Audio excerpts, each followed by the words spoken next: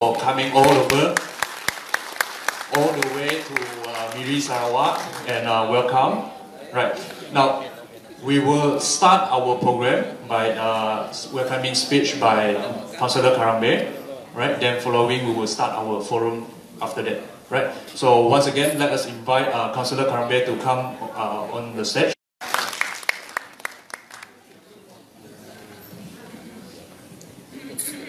Very good afternoon, dear friends.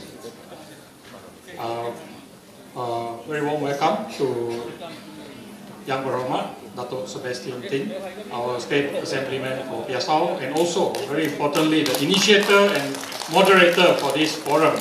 Just give him a round of applause.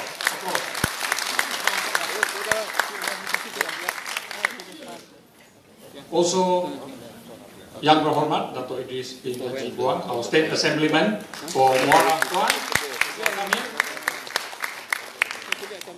Next, we have Yang Berbahagia Dato' David Teng. Please give a round of applause as well. Dato' David.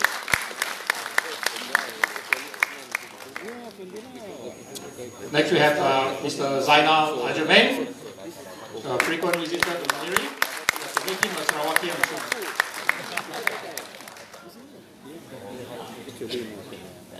And we have Ms. Lina Su. Please welcome Ms. Lina Su as well.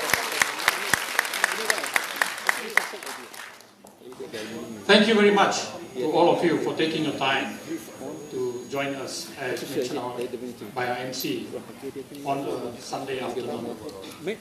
And I also like to welcome all our distinguished guests, our councillors, our community leaders. But very importantly, we have you here, all of you, who have turned up to listen to this very important forum. It's all about our future. And that's why it's titled as Sarawak, Our Future. So we hope you can take home some very important points and action them in your own way. And we also like to thank the media for covering this event, this forum. Once before I step down here, I'd like to thank all the members of the SUPP Miri Piasau Working Committee members for putting in a lot of time and effort to get this forum going. Please give them a round of applause. And with that, thank you very much. God bless. For the next part, I'd like to then individually invite Yang Berhormat Dato' Idris to come up. And Yang Berbahagia Dato' David Teng, please take your seat. Mr. Zainal Ajamin and Ms. Lina Su. We also have, of course, very importantly, our moderator, Yang Berhormat Dato' Sebastian Ting.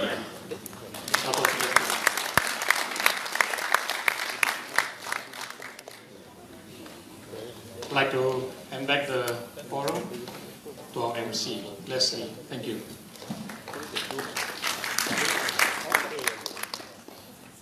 Okay, thank you, Mr. Councillor Karambe, for the welcoming speech. Now, before we start our forum, I would like to request, okay, everyone to silence your phone, all right, so that everyone can enjoy the forum, okay. And also, if you would like to go to toilet, you are welcome. There's one door here, or you can go straight out. Alright? In case of any emergency, okay? So please go behind there or this door. Alright? So without further ado, let us welcome Dato' Sebastian Ting, right, to do his opening remarks on this. Welcome.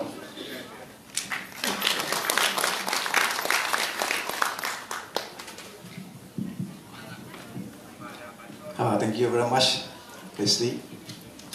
Councillor Karambe, the organizing chairman for today's function, the forum. The two topics that we are going to discuss will be on MA63 and Oil Mining Ordinance 1958 as amended 2018. Today we are very fortunate for the first time that we invited and gathered our panel speakers here. One, Encik Zainal Azamain. He has been with us for a long time. Round of applause to him. He is not from Sarawak, but he comes here so often. And only September the 1st, we had one session also with him, talking about MS history. Now with him, we have done in Kuching, Siu, Bintulu. But today we are fortunate again, like I said, Yang Beramat, Dato' Idris. He used to be the political secretary, chief political secretary to the chief minister then. And now he's a YB from Moran Tuan, a lawyer by training. And of course, we have Dato' David Teng, also a former YB, a former assistant minister, and very senior party member in SUPP, Dato' David. And also very fortunate, very happy and grateful that Miss Lina Su can join us today. We all know her for the articles she wrote, very much in favor also on MS history and OMO. All four of them has many years of experience. And indeed, today with them here, to share their thoughts, their views on Malaysia Agreement 1963 and the Oil Mining Ordinance as amended this year in July during sitting. These are two important things for Sarawak. How Malaysia was formed way back in 1963, the history part, what were the terms then our founding leaders agree upon, whether or not all these have been eroded. Then, of course, the OMO, petroleum. We all know, in Miri especially, oil and gas has been with us since 1910, the first oil well, 100 over years ago, 108 years. A lot of money has been taken out from here. People always ask two questions. For so many years, since the formation of Malaysia, 1963, we are talking about 55 years. And if we are talking about the formation, at that time, the Barisan Nasional was formed in 1st January 1973. That was 45 years. Why leaders then at that time did not say anything? Why so quiet? That had happened before.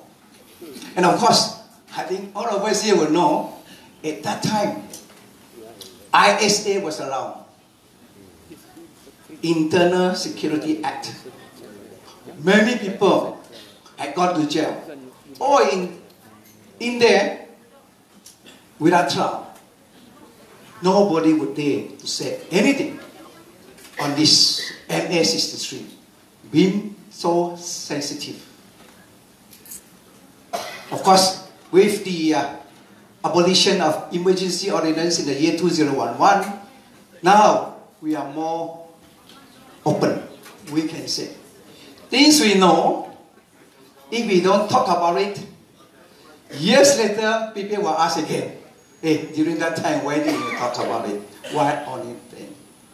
So it is now for us, for all of you here, in the basic part of, we are all Sarawakians. I always say, I'm a Sarawakian. And I speak for Sarawak. And I fight for Sarawak rights. That's important. And why you are here. And I see friends from Malayan, my good friends also, they are here. Of course, they are here also to share, to learn what formation of Malaysia in the year 1963. I would not want to go into that. I will leave all our four panel speakers. Each panel speaker will have half an hour, up to half an hour for them to speak. Then, after they all have done the speeches, will be open for question and answer. And I really say thank you so much for your coming here. Like our MC and organizing chairman said, today is Sunday. And this is the first time we have this capacity. For many times we arrange, it's only 100 plus. So when I mentioned to the speakers, I said, probably today, I'm looking about to welcome 150 people. But then it's overcrowded. We have 200 people. Thank you so much. Thank you so much. Yes, community leaders, yeah, and also we have our former mayor, Dr. Lawrence Lai, also with us here. Thank you for coming. I also just now I saw the ex-YB for Pujut, Mr. Phong Bauter. Are you sitting inside here or you outside? He's at the back.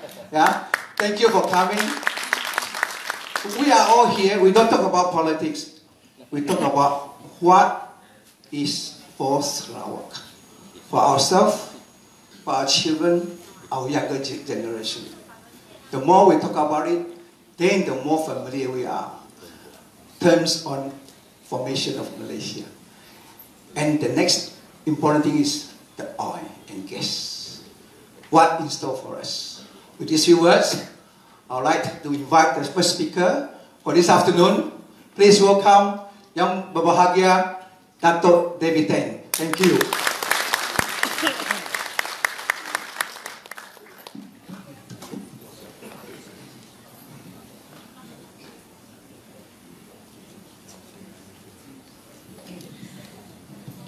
Ladies and gentlemen, well to you.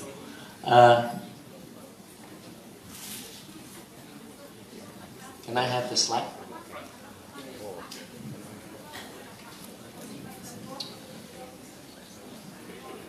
Now, let's go straight to the point. Future will be decided by what we decide today. What we are in here today has been decided a long time ago by our previous leaders. So today, I would like you to bring down, in very concise and summary form, the story of Sarawak. It's a long and winding road. Now, we try to revisit the past. That's my part one. Then we're trying to examine the challenges, the current positions. Number three, our future remedy action. People need to know the past, which determine the future, the present. So what are we in now with all the frustrations? So what do we look for in our actions? Now, I list down, I don't think you can read it, the events, political events from 1941, White Raja's time, right up to 2018. Right? There are 25 critical events that create significant changes to the fate of Sarawak. Out of these 25, there are too many. I will only point on 10 very critical and essential implications and decisions.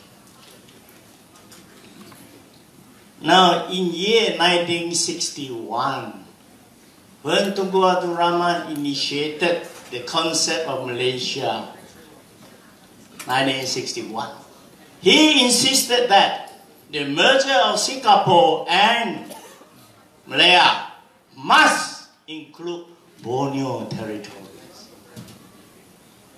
Why? You got to know the motive, agenda that happened many 55 years ago. That become the underlying factors of what we become today. The underlying motive or agenda of the five-party United Kingdom wanted to retain its military presence and economic interest. So they like to have a bigger country like Malaysia to take care of all its former colony. Federation of Malaya, what do they want? They want to have a bigger territory, correct? And the rich natural resources from Borneo. What is Singapore looking for? Singapore is looking for bigger hinterland because they are most industrialized at that stage of time. So where are we? Sarawak, North Borneo. At the time, the Cobalt Commission that carried out the survey agreed that we were politically immature, lack of political will, so we just becoming pawns. Pawns. Now, that was the background. That were the motive. Don't look into intention, okay? Intention is official, is open. We have to re-examine, revisit, because those motives determine what actually we are in today.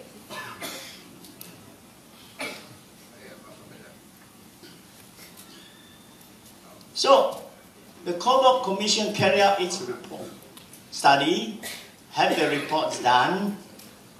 So it posts a few findings. That is very important.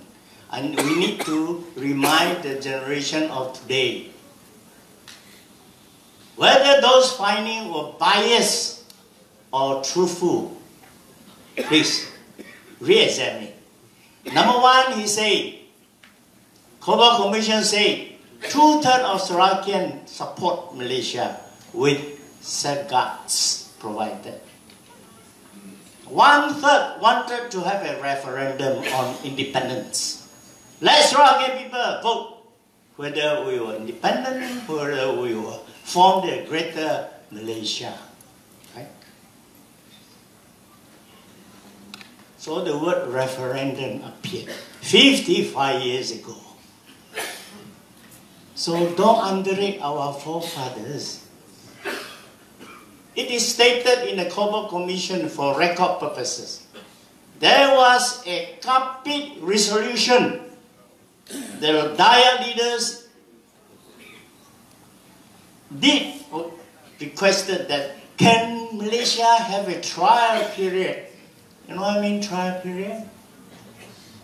After a few years, 5 years, 10 years, can we consider to get out? Of course, that proposal was not accepted. A small town like Binatang, you know Binatang? A small town called Binatang, now called Bintang or Maradong. A whole community represented by Binatang District Council then told Tunku Rahman, I was a young boy at that time. My late father was the chairman of the council. Oh, they have a hoo-ha meeting in my house. They are mostly small-time people from villages. They also tell Tunku Rahman, can we have a trial period of Malaysia? All this has been turned down, of course. Alright? Turned down. But I say this in order to remind generation of today, what we are doing now are exactly what our forefathers 55 years ago had thought of doing. So the problems, the concern still persists. Right? After that, we move down to the working out the detail for providing the safeguards. We need to know the Cobalt Commission report. For the purpose of legal argument, for the purpose of negotiating with federal government. Next important document is IGC reports, Intergovernment Committee, which is an official legal document, which laid down all the so-called safeguards. And these safeguards were subsequently incorporated in MA 1963. And finally, it is enshrined in the Federal Constitution. The key words here is not autonomy. I wish to correct. The key words that had appeared throughout this session are safeguards. Safeguards was brought up on many, many issues.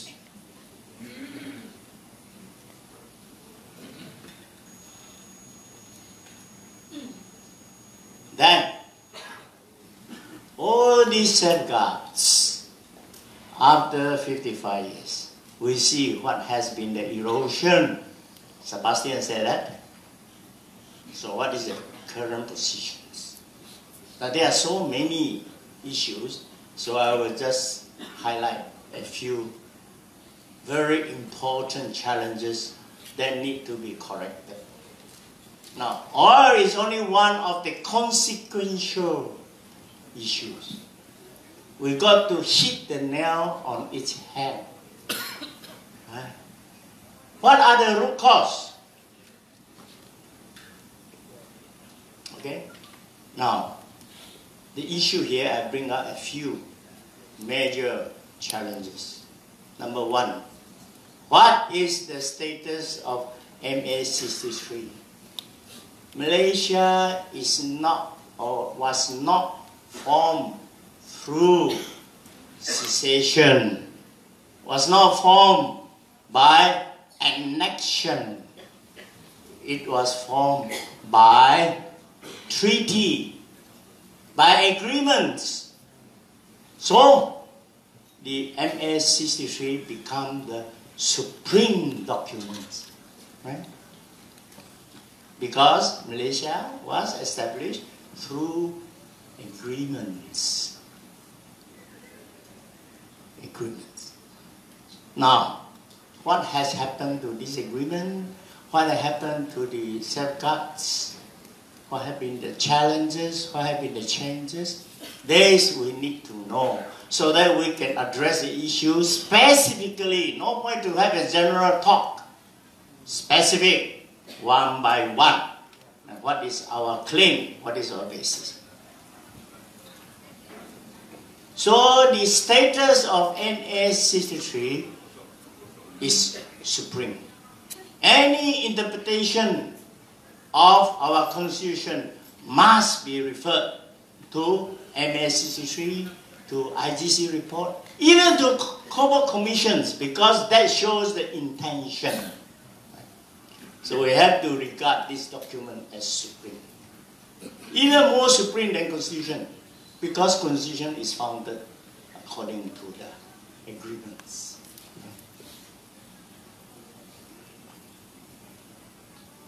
Next is the date of the federation, the birth date of the Federation of Malaysia. Many of us may have thought that it's just a date. The Federation, the Constitution of Malaysia, unfortunately, it was drafted based on Federation of Malaya as the blueprint. So a lot of provision that happened in Malaya Constitution are copied by and incorporated into the Federation of Malaysia. That is why in our Constitution, the important section called interpretation, section 160. This interpretation clauses, you find the words Merdeka Day. The Merdeka Day was defined as 1957, August 31. Right? The words Malaysia Day was not included under the interpretation. It appears somewhere else. It's not. The most important date of the formation of Malaysia was never was not clearly stated under the interpretation. This is the basis of our birthday. It must be stated, amended, included, to signify the facts that Malaysia was actually formed in 1963, 16th of September. It's very significant here.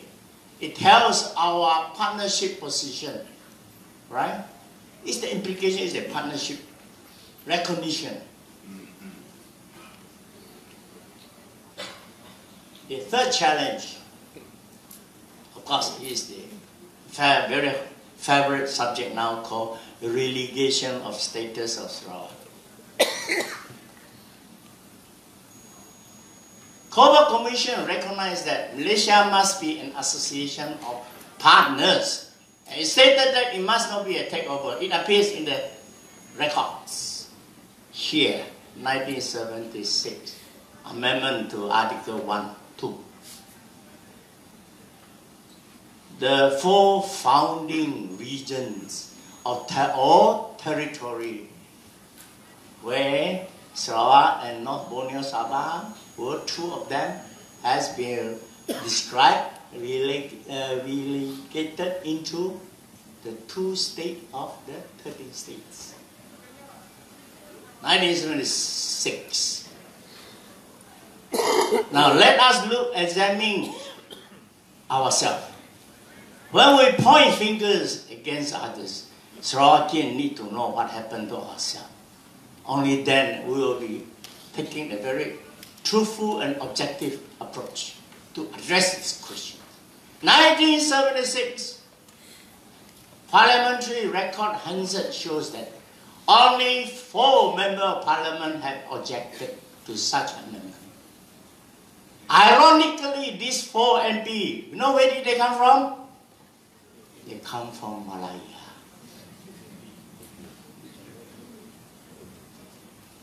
I mean, these are facts. I'm not putting blame. I'm just telling that when Sarawakians wanted to safeguard our own interests, our own leaders, our own people better stand out and do it. Correct?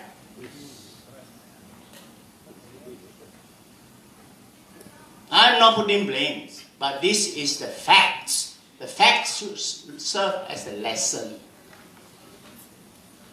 There is a very famous, very ironical quotation about history. It says, there is only one lesson that we learn from history. That is, we never learn from history. Right? History repeats itself. And we don't want to see that repeat again. Right? So it's time to remind ourselves with our past performance.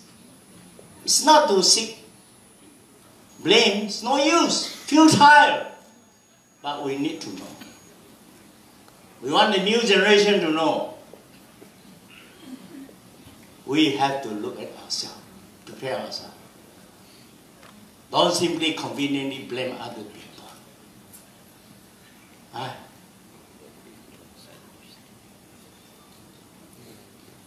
So, what should be the action? Very simple. Mahathir, our Prime Minister, has just said it in Sabah. They want to revert our position back to the original. Okay? So, Member of Parliament from Sarawak and Sabah, take this golden opportunity, initiate the motion in Parliament, table a constitutional amendment. I tell you, it will be passed. Even though the Harapan government now don't have 2/3, it will be, this motion, I believe, will be passed. You know why? Harapan support it. The 56 member, the Sarawakian, Sarawak have to support it, the MP from the 2 states. Other party from Malaya don't want to be seen to be against Sarawak interests or Sabah interests. So, I think they will support it. This is the golden window If we don't do it now in the coming parliament election, then I won't do it. I'm a very practical man. I've been in politics. It's good to be there. Because you know all the tricks. The good, the bad, and the ugly.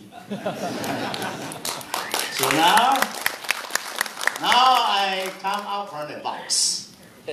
So I didn't have to be bad, ugly. I can be good. Okay? So, do it. Mahathir cannot go back to his words. This is the God-sent opportunity. If we don't do it now,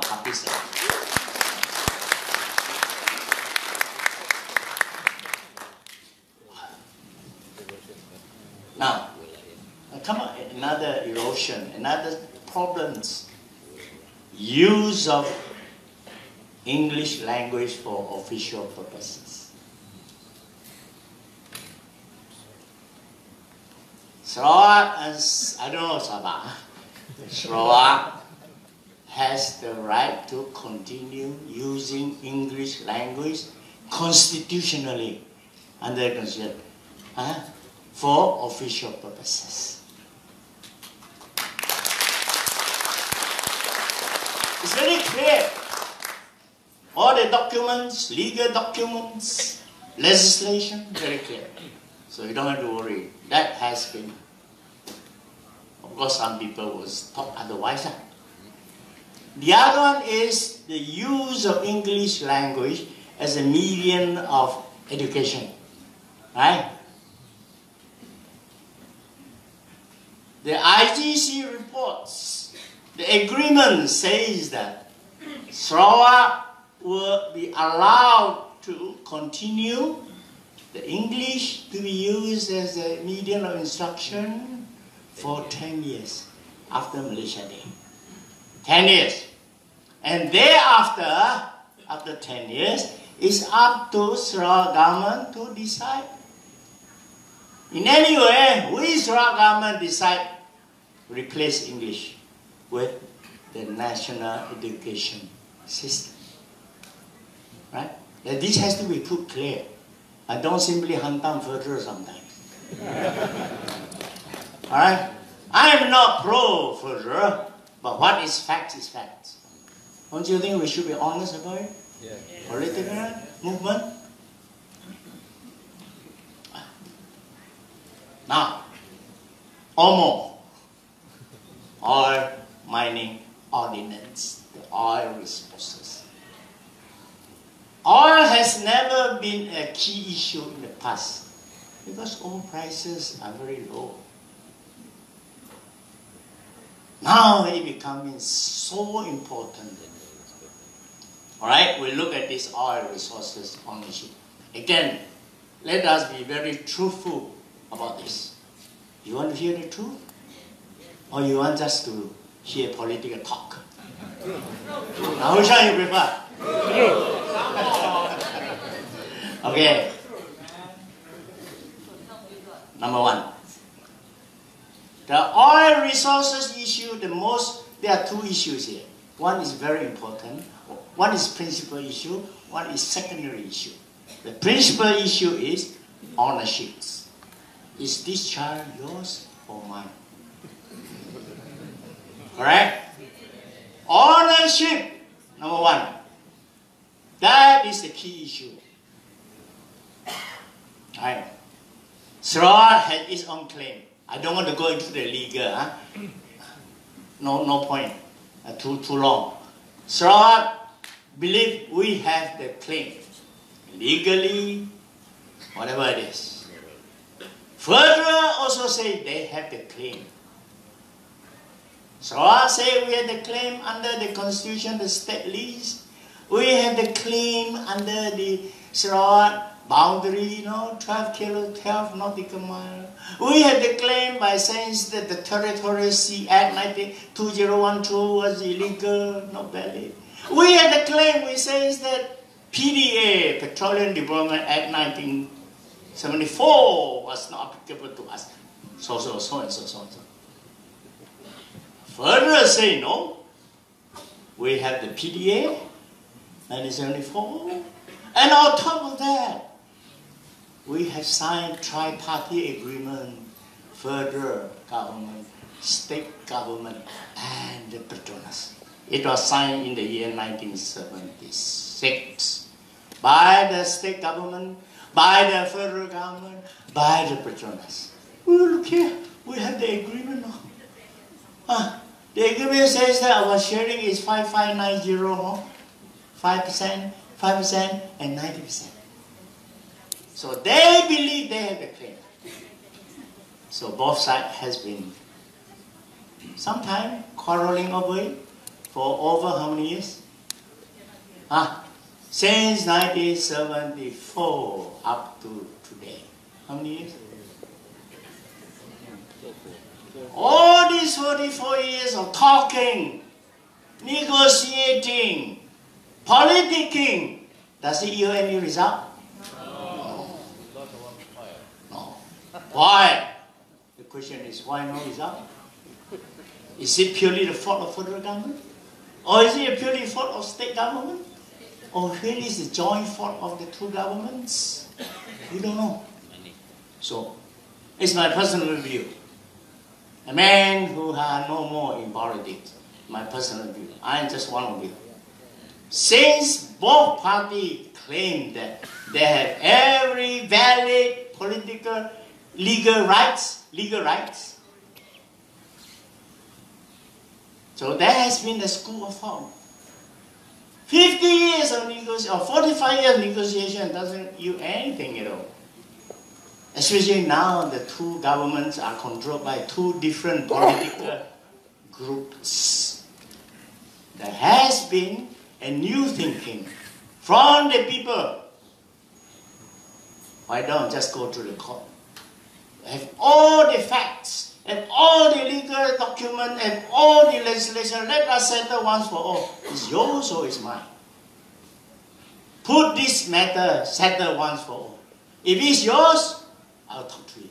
If it's mine, you better talk to me. Don't you think so? Yeah. There must be a decision. The worst is there is no decision. And then people keep on playing politics. Right? So, I mean, this is only my little suggestion. Negotiation has failed. Political play cannot come in anymore. It must be a final decisions. If we believe that we have the right. So what was the problem with you for holding back? Tell me.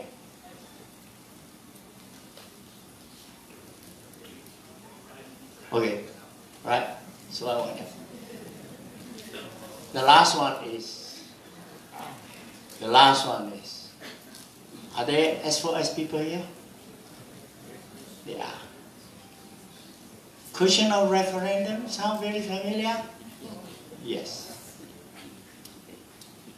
The position of Sarawak interest, the special position of Sarawak interest, the constitutional position of Sarawak interest, the safeguards, all these can go if Parliament has two-thirds majority. If State Cabinet agree, you can make amendment to all these special positions under Section 161E, bracket 2, which is most critical in terms of Sarawak interest. No amendment to all these special rights can take place without two-thirds majority and without State Cabinet's consent. Two firewall here. Fire coming. One firewall, second firewall. Now in the past, the second firewall, the consent from the state, may still be very effective. I think Sarawak government must take care of Sarawak interests. Otherwise, they will lose the state government next election.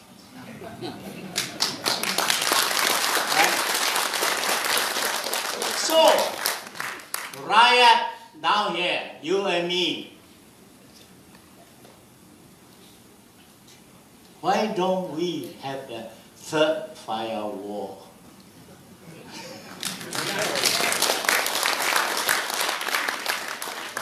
To help the state government, right? To help the state government. In other words, any change to all these special rights, you must get the consent of Sarawak people by way of referendum.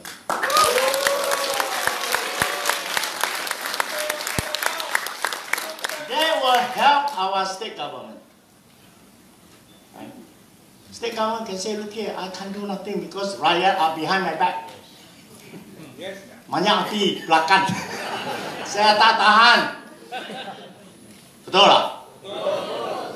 Okay. So,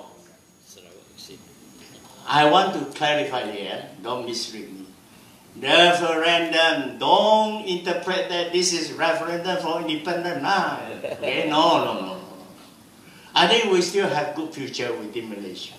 It's just that Sarawak interest, make sure that it doesn't happen. Doesn't happen to in year 1976 where we lose our partnership status. Correct? We lose it because we are inactive, sit there, doing nothing. I don't know what happened to our oil resources. Is it because we are not strong enough? What is happening in 1976? Under the table? I don't know. Above the table? Yes, you and me can see.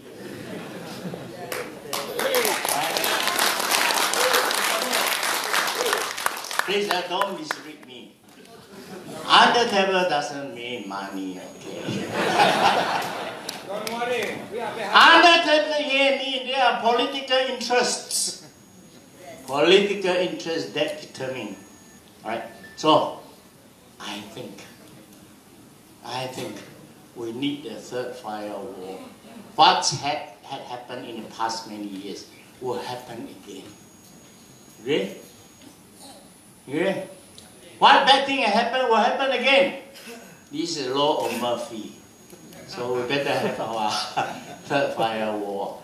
Alright. So to sum it up, can you see the relevancy? What? The history of Sarawak. Please don't say, this is a history. I'm not interested. History decides your fate.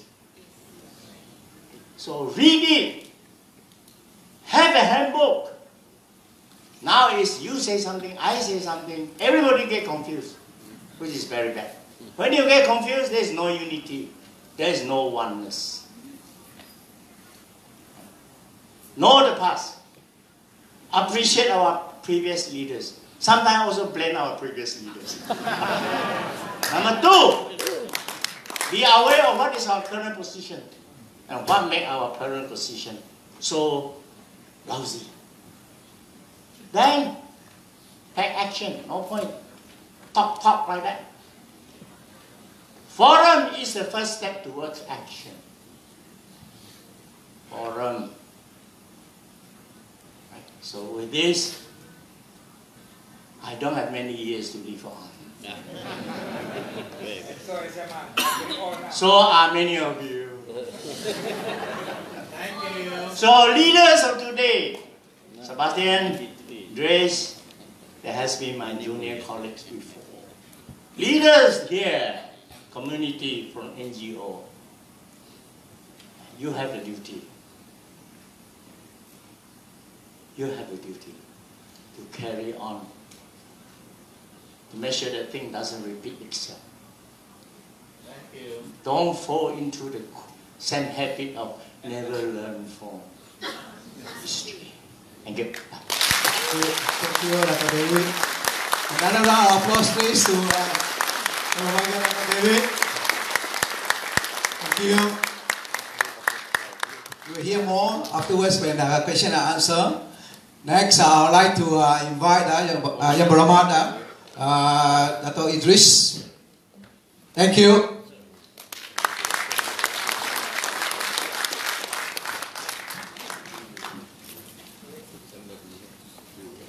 Bismillahirrahmanirrahim. Assalamualaikum warahmatullahi wabarakatuh.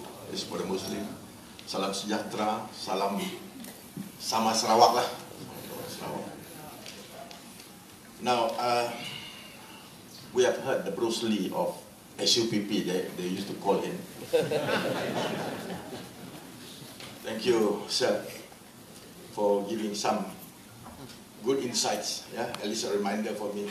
First, I agree with him that we should not just keep quiet about our rights. We should start an action. To me, even though I have what I call some difference, yeah, with the leadership in terms of what we should take, yeah, to move forward, but I believe we should start an action, actually, a legal action, to ask for a declaration from the courts, yeah, that our sovereign rights over our natural resources is our absolute right. We should start an action. Because, as you said, ding dong, the political way all over the years did not materialize much. That's why the erosion. Now, I would like to touch on OMO first, yeah, before I start. This OMO, Oil Mining Ordinance, 1958, it's just one dragon that was sleeping, that was dormant all over the years. Now it's coming up and has reflected itself in terms of petros and so on. I believe, even though there was no declaration by the court yet, yeah, it was started by Petronas last few months, yeah, but then an action in court, but then it was somehow abandoned, yeah, because the court says they didn't have the local standards and so on. But I believe Petros, as a now awakened giant, is telling the world, telling all our people in Malaysia, the federal government included,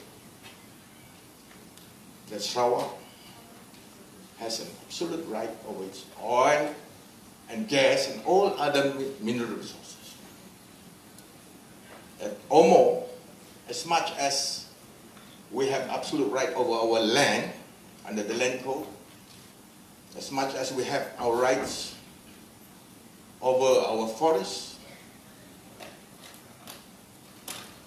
we have our rights over our oil and gas. So, plus the fact that PDA, as we say, is very much debatable. In fact, to us, it's not just debatable, it's actually inapplicable. We should start an action as I said, for a declaration to say PDA 1974 and all other related acts were not applicable to us, actually voidable, because it has not received any assent or consent of our state assembly. There's a clear fact, but none was taken, no step was taken to say that this were not applicable. That's why I say we must start something. The state must start something through the process of the court. Ask for a declaration. Actually, this is the view of many. But then, can I explain why it was not taken thus far? Because our leadership believe to give the last chance, yeah, by way of diplomatic means. They are not taking the conflicting approach, but rather a concordance approach. Because they're, in terms of Tok Nan, for example, and also our present chief minister, they work together on this. They feel that we owe a lot also to the federal government. I just post that. Why?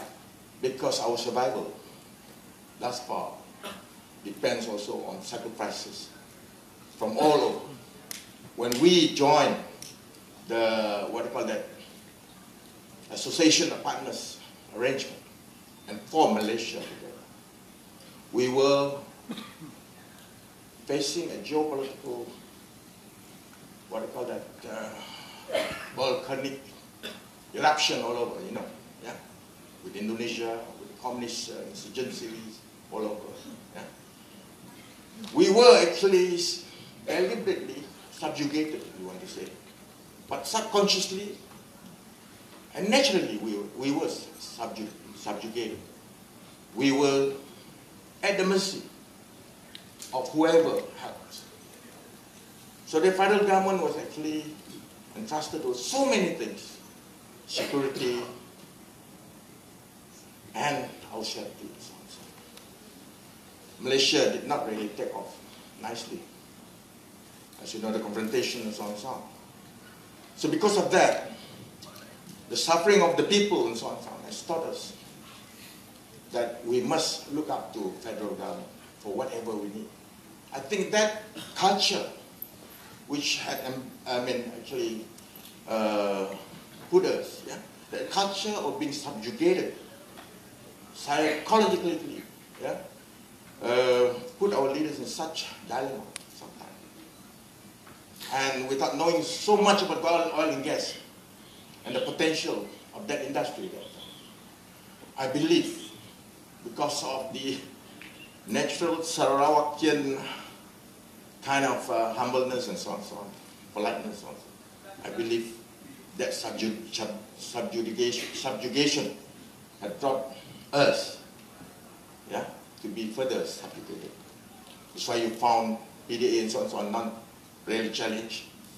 And later on you found Article 1, 2 of the Federal Constitution, where we were relegated to just mere 1 out of 14 without any change.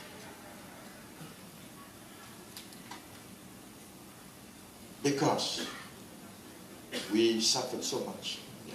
Through the confrontation, we suffered the poverty all over, it was ubiquitous. And people just look up to the federal government, I mean, for whatever it is, yeah, to continue with life. We were at the mercy of the federal government. But this is not the scenario now. As our ex-Yang Muhammad said, Dr. David Teng said, ISA was in place, yeah, and you have the Sedition Act, and so many other things. People just kept quiet. Now, like Omo, we were the sleeping giants, and we are awakened. I don't care now whether ISA is going to be revived or not. I'm going to speak to you today, not as a YB, okay, not as a lawyer, but like you, as a humble Sarawatian, ordinary Sarawatian. I would like to say my personal view too, that the federal government should now be serious enough to put our position in place. Well, if what Tun Mahathir said, we are now, yeah, looking to putting back the Article 1, 2 in its pre-1976 position, whereby we were a territory, a wilayah, a region, rather than just a mere state within the federation. Yeah. I agree with Dr. Teng. We should start a motion in Parliament. If that is not good enough, we should start a motion or originating summons in the courts of law for another declaration. That Article 1, 2 was null and void, was unconstitutional. Why I say that? Because Malaysia Agreement and all the related IGC reports and so on, which were part and parcel of it, were also part and parcel of the Constitution itself, by virtue of Article 8, Annex A, and so on and so on. So, to do away with any of this is unconstitutional. And I believe these two kind of declaration should put us in proper perspective towards the future. That would be better enhanced with a motion in Parliament. I agree with the strategy. Nobody would resist. Yeah. But I believe this is the stand of our leadership. Well, Yang Bomhot Ketua Menteri too. But just that, he was giving that last breath for diplomacy to set in. Because that's why I think we left the Barisan Nasional. That's why we formed our own GPs. Because the culture of being subjugated and our mind, looking up at federal with so much expectation of assistance and help, we would never question that. I think that was quite forgivable to me because of the subjugation, as I told you. But then it should not be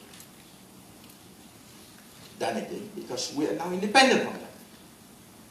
So that's why I think if we fail in the diplomatic channel, if we fail, I think our leadership will not just quiet.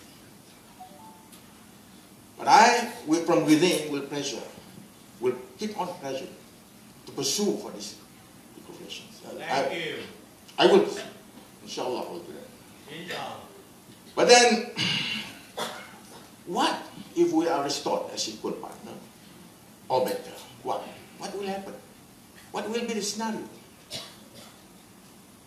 It all depends on what sincerity the federal government has on us.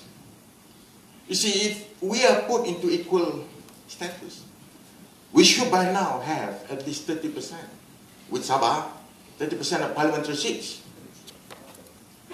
Yeah? Out of 222, one-third of it will be 66, 67. Thank you, Dr. Sebastian Wahid. And Sarawak and Sabah should share the one-third. But right now we have only how many?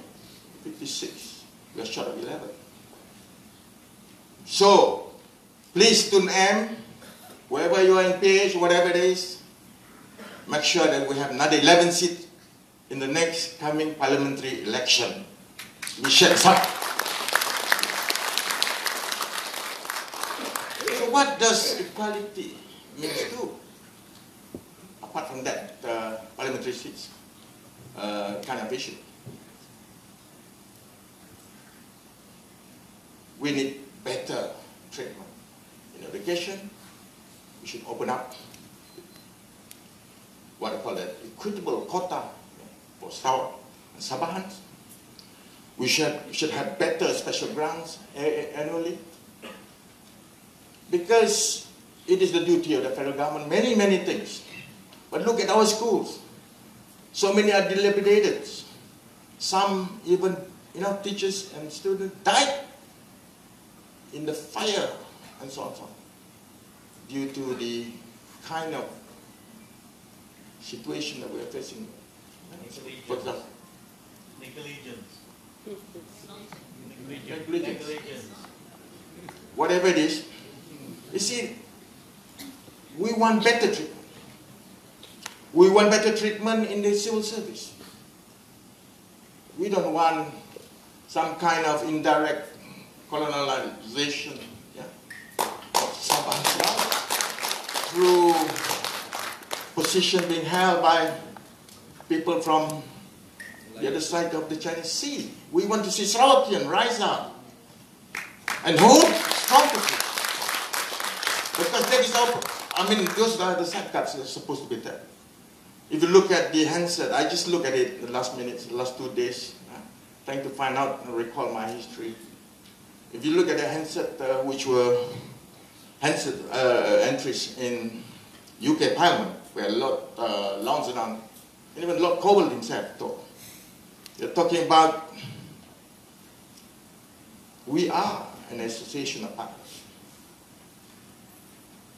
combining our common interests, but retaining our own individualities. These are the safeguards. Because they are now more or less entrenched in our constitution, either directly or by reference. Yeah? Tuan Zainam, correct, no? as I said, Article 8, Annex A, and so on and so on. It is unconstitutional if any of these safeguards are to be ignored. Now, when I say this, and when I say what was said, yeah, that there must be adequate safeguards in the best interest of the border states, because that was the consideration of and the sacrifice, yeah, that we put up in order to be part of the formation. Otherwise, there was no Malaysia, as we call it, as Tuan Zainal used to say in his videos. Now, to be equal partners, as Longson say, real partnership, use the word real partnership. The word real partnership could also mean equitable partnership. An equal partnership is part of that equitable partnership. But most definitely, it is not just illusionary partnership. Illusionary partnership. You know when? You cannot just say, and well, we are equal partners, but we take it. It must be really translated into action. Translated through policies as well as implementation of policies and down the line. As I said, I touch on education, I touch on civil services now. But there are other things too. Now you look at our leaders. Well, I hope the GPS will still retain the state government, because I'm in it as an interested party. But if it is not, I would like to say that, yeah, our chief minister, whoever they come, whether they come from GPS or other parties, whatever it is, if they go to Semenanjung, protocol-wise, they'll look down. They're just part of one of those chief minister and chief minister of the Malayan states. But then they are lesser in terms of significance to the minister of what do you call it? Of the federal. Yeah.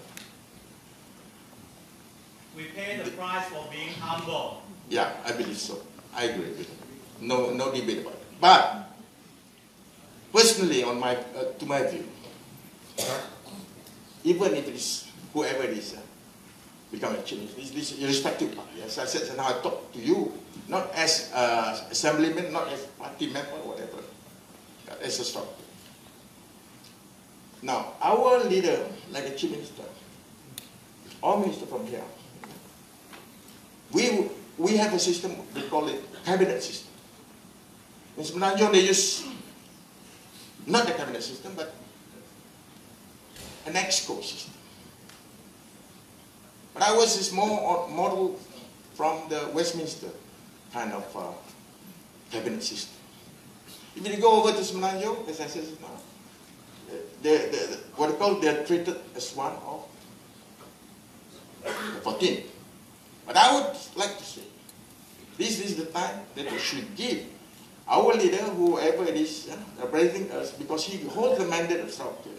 He's the fountain of solidarity in our state. Yeah? At least we should be accorded, our chief minister should be accorded treatment of a deputy prime minister.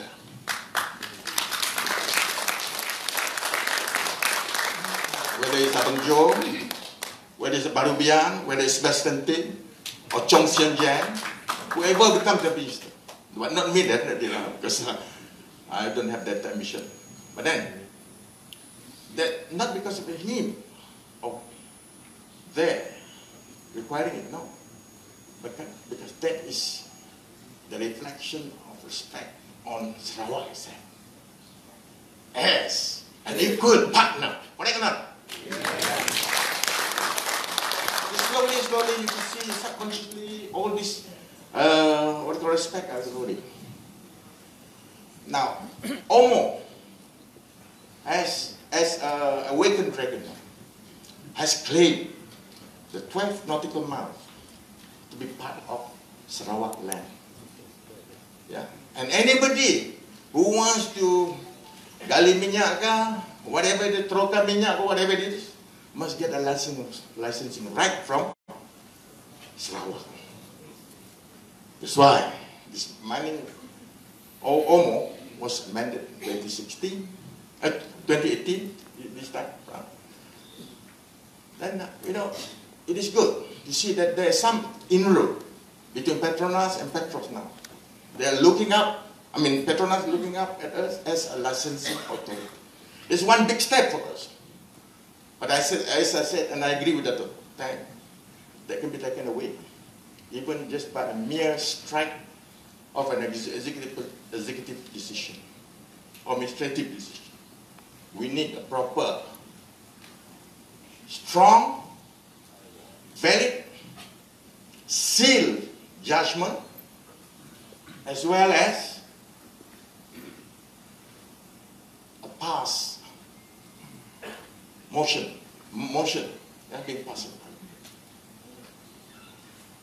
in order to have a very strong foothold for our generation to come, to have without any ambiguity at all. Now, what do I want to say again? There's so many other things, that I want to say, but I want to give chance to the others also. Maybe I have a second round if I answer some questions. Because I know Tuan Zana will talk about, what are the things that we may have left behind, But I'm just touching on this, it's not without losing my chance to say it. So, how many minutes do I have? 8 minutes. 8 minutes is quite a long time.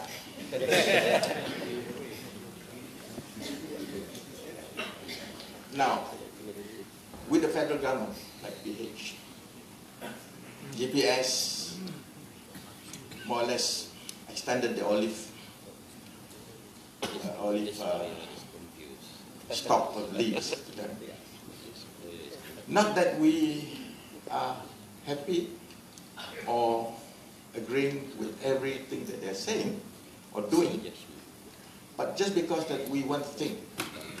This is how it is from the inside, I'm telling you. Maybe that Seth can tell you also.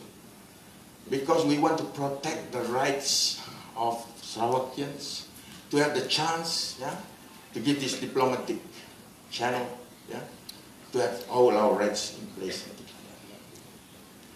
We still have a lot of things to consider, not just politics. So we are not talking about politics. This time I'm talking about it as a member of TDC. That's why you can see, not that we also abandon all this history about Najib helping us a lot. Najib has helped us a lot. But whatever he did, 1MDB, GST, whatever, has nothing to do with us. We have nothing to do with it. Nothing to do with us. 1MDB has nothing to do with us. Now let's be fair. We have nothing to do with that. That's why when we look up at the federal government, we look up for the sake of Sarawak. Sake of Sarawak interests. Long live the voters of Sarawak. Yeah. Whatever it is, we put aside political differences, whatever. The thing is, the interests of Sarawakians is not just confined to our resources. But whatever it is, we talk about Petronas and so on and so on. We, in PBB, especially, YB Dennis is here, Now, we share some very deep view about getting on Petronas to account to us. From the day they started, they should account to Sarawak. Every barrel of oil they suck from our land and our sea, and for every breath of the gas, they took out.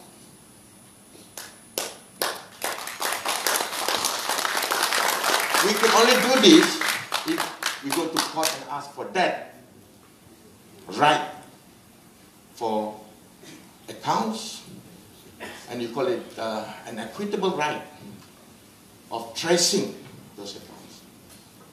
But has Petronas given us any reports, accounts, audits? None. From day one. Day one. The giant has awakened. Forget about the rest. The giant now has awakened. I may be arrested, maybe under new law, I don't know. But I don't care. I don't care.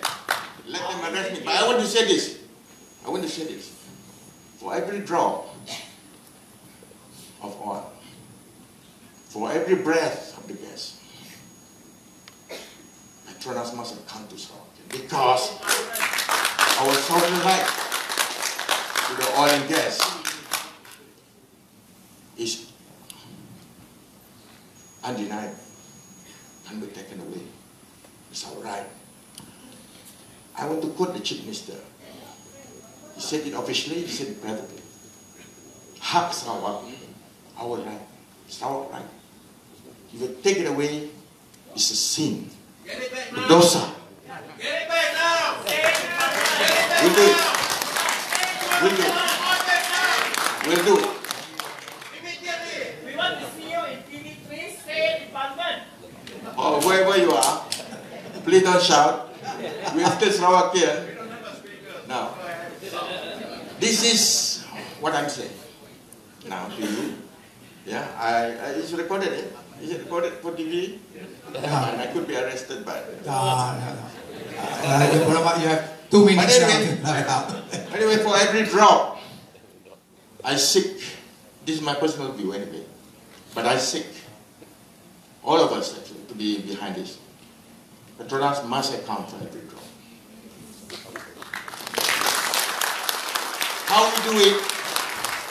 How we do it, that is another level. But we must have that account.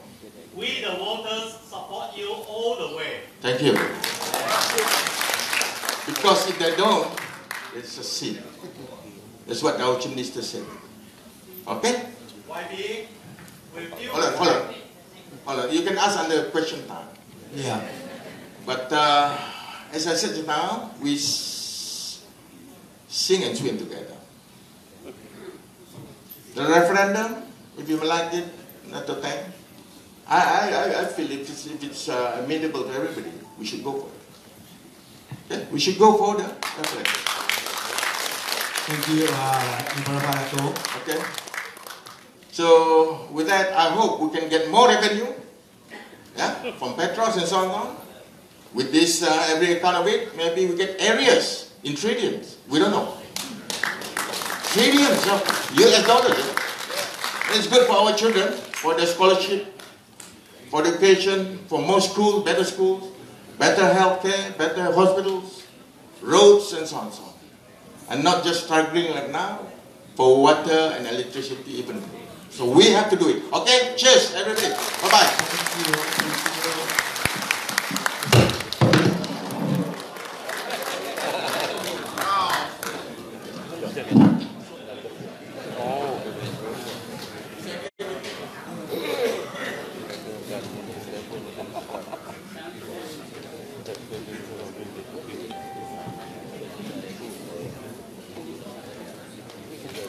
Yeah, thank you very much, Dato Idris Wan. And thank you so much, my friends. Now, Jazana has gone out to the washroom. If anyone would like to go, you go and come back in 5 minutes. We go on for the next two speakers. Yeah, thank you. And while I'm still on the phone, if I may request, as we move on, let the speakers speak, and then later partner, you will have a question and answer. Yeah, okay? Thank you, Lahan. Thank you. 5 minutes break. Yeah, thank you.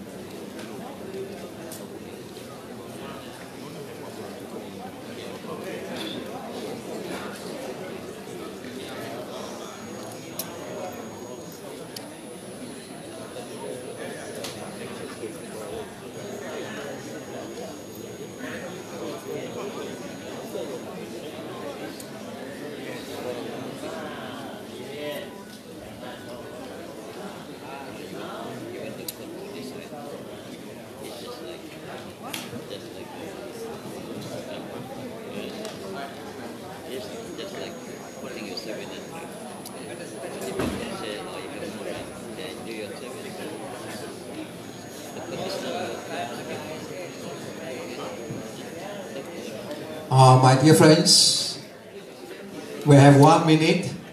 We are about to start. Thank you. While we are visited, I would like here to acknowledge also Yang Baramada, Dennis Ngau who came in just now. And among ourselves, we have the third resident of Miri. Many of you may not know, we have the first lady here, resident in Miri. Can I ask you to be upstanding, third resident? Be upstanding. Are you here? No? Oh, okay, thank you. But then, Council Secretary is here. Council Secretary is here. Oh, thank you. And my dear friends, we are about to start. Our third speaker for the day. She was the one who contacted me, asking whether or not I would like to do one on MS63 and OMO. All these forum that we had done before with Jano was on MS63, but we never touch on OMO, because OMO was only abandoned in July 2018. Let us welcome Miss Lina Su. She was the one who contacted me. Thank you. Nina.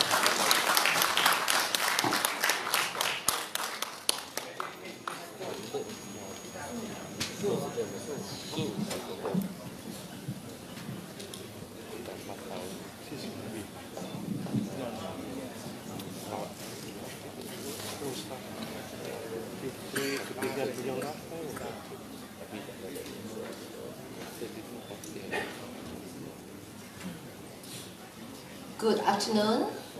YB Dato' Sebastian Ting, YB Dato' Idris Buan, okay, Idris, and Dato' David Tang, designer, members of the press, ladies and gentlemen.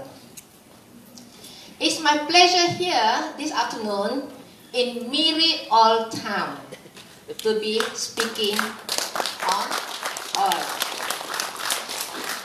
And I'd like to pause here for 3 minutes for a video. Crystal, please.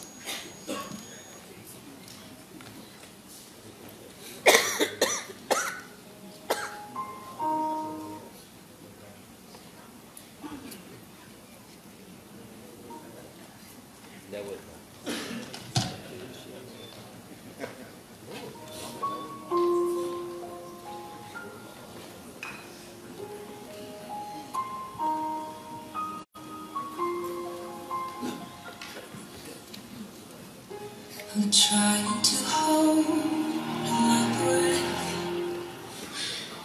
let it stay this way. Can't let this moment end. You set off a dream, getting louder now. Can you hear it echoing? Take my hand, will you share this with me? 'Cause darling, without you, all the shine of 1,000 spotlights, all the stars we steal from the night sky will never be enough, never be enough.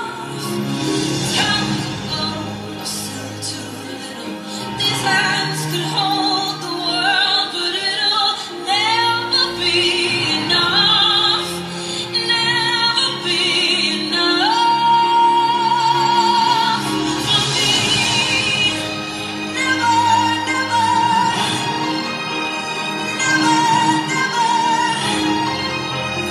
never for me, for me.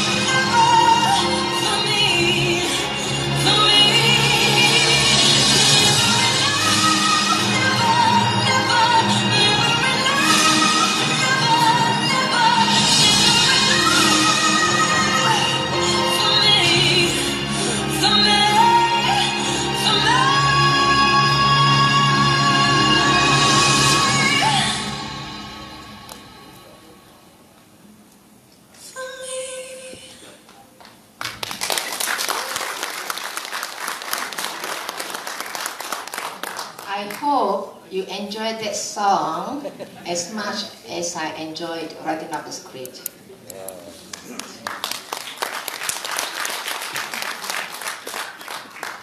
ladies and gentlemen, I'll speak on oil first because every minute delay is an economic loss to Sarawak. As you've seen just now, okay, Sarawak produces on average 200 million ringgit value of oil. That's daily, yeah? Every day. And every single day, gas production is 160 million. Yeah? Right. And that's every day. And what is our population? 2.8 million Sarawakians. So, if we divide this by every Sarawakian, yeah? Yes! Okay. Sarawak has internal sovereignty, which is called dominion, okay? Which means legal ownership, economic and property rights over our oil and gas and other minerals in our continental shelf as a coastal state. Okay.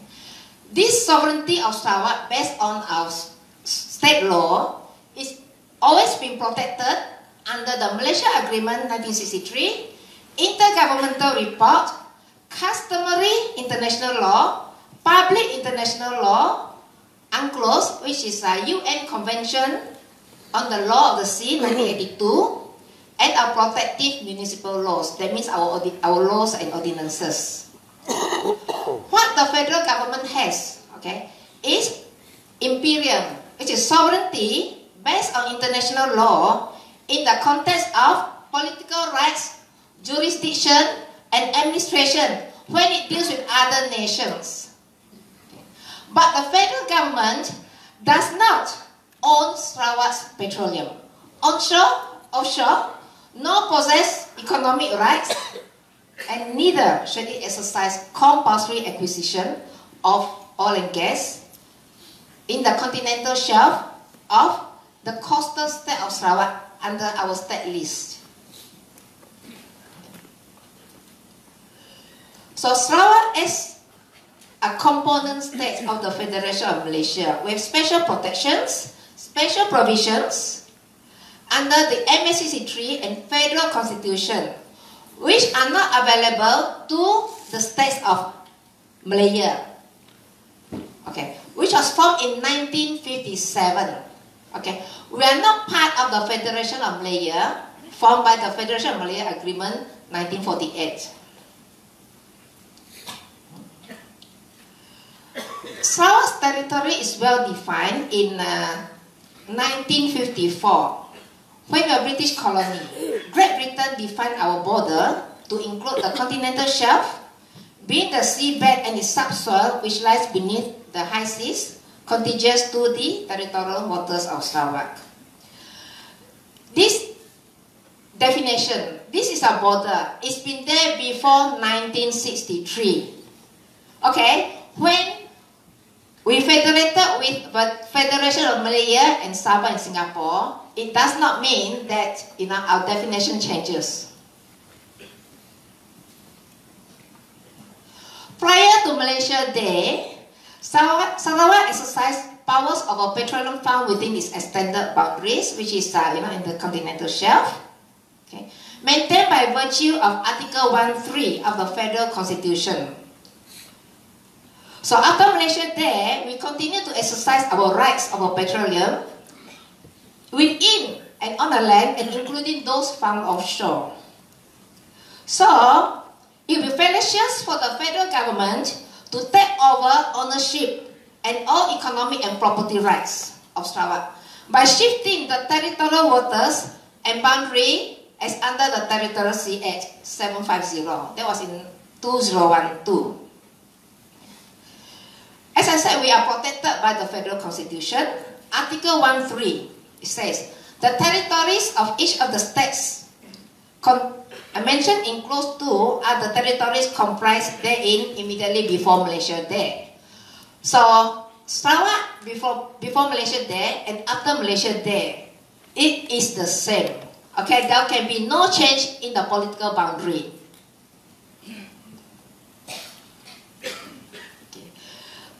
2 of the Federal Constitution says, a law which alters the boundaries of a state shall not be passed without the consent of that state, expressed by a law made by the legislature of that state, which means, okay, you can actually change the political boundaries, okay, of a territory within Malaysia.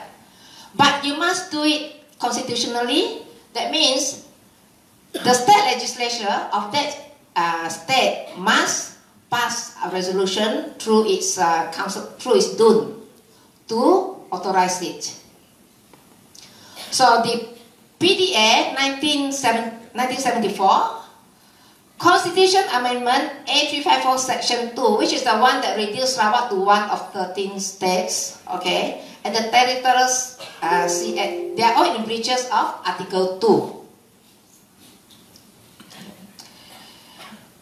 Article 76 1C, okay, says Parliament may make laws with respect to any matter enumerated in the state list. Okay, but only as follows if requested by the Legislative Assembly of any state, which means any law that Parliament makes, the Federal Parliament makes, which affects Sarawak interests and which alters our boundary and our territorial waters, can only be enforced if our council negeri, which is our Sarawak Parliament, okay, has approved it. Sarawak has never requested Parliament to amend Article 1 or to enact PDA or TSA. The former Chief Minister Rahman Yaakob, on the 27th of March 1975, he may have given his consent, but without constitutional provision to be applied in accordance with Article 2.1 and Article 76.3.4. The actions of our Chief Minister is never binding upon Sarawak, and hence no purported vesting of these resources in Petronas can have any validity or force of law, which means it's unconstitutional, which means it's void, illegal, and it cannot be enforced in Sarawak. So Article 83 says, so far as a law made under Clause 4 of the Article 76 makes provisions for conferring executive authority on the Federation, it shall not operate in any state unless approved by resolution of the Legislative Assembly of that state. Our Legislative Assembly is our DUN. Our DUN is our Sarawak Parliament. Our YBs who are in DUN, they are elected by democratic process and they represent the people of Sarawak. So the ninth schedule, Legislative List 2, which is a state list, okay, lists land as a state item, okay, where permits and licenses for prospecting for mines, mining licenses and certificates belong to the state, okay. So the exclusive right of Sarawak to issue prospecting licenses, oil and gas leases, namely the profit sharing contract PSC, the risk sharing contract RSC, and the enhancement oil recovery EOR, which together with our municipal laws include Order in Council 1954, Land Code 1958, Oil Mining Ordinance 1958 or more, which has just been recently amended in July 2018, Supplementary Deed 1965, and Gas Distribution Ordinance 2016. Okay? And the 10th schedule, Part 5, additional sources and revenue assigned to the states of Sabah and Sarawak. Sarawak can impose state sales. Okay? We can impose state sales on oil and gas products at 10% under Part 5 of the 10th schedule. Okay? So with all these rights to impose fees, payments for the leases, and also sales tax, it is actually more than 5%. I will not talk about 20%, because 20% on profit is 20% of nothing. Why? Because 20% of nothing is nothing. 20% of 100% is... Sarawak is 100% of nothing. Nothing, right? Okay. So, what is the solution? Okay. We just heard from our two fellow Sarawakians here, go to court. I've also read press reports, okay, of Pakatan lawyers saying, go to court. Okay. But I am saying, the PDA, the TSA, and amendment to the Article 1.2, okay, they are unconstitutional. They are not enforceable against Sarawak. So when you go to court, okay, when you go to court to raise a motion, okay, you are actually validating an unconstitutional act. Agree or not? So do we go to court now and demand that, TSA, PDA, and all this, is invalid? Yeah, then what's the solution? What I'm saying is that we do not go to court now. Okay? When a bad man comes to your house, what do? You just shut all your windows and lock your door tight. You will not let the robber in. Yeah? So we do have a means, the constitutional way. That is our Sarawak Parliament, our doom. Okay? So what our doom must do, first of all, before anything else, and actually I've already said it several times in newspapers, Dun must act to move the motion that PDA, TSA, and Amendment 354 Section 2, they are unconstitutional.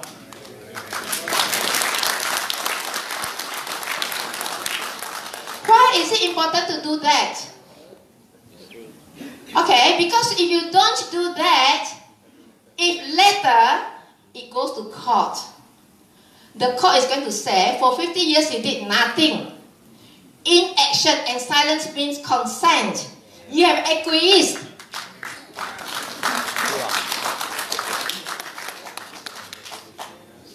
Okay, so our DUN must act. Even if you take an emergency sitting, we have to close all our doors and windows, ironclad, before anything else. Don't listen to Pakatan lawyers who tell you to go to court. That is a trap.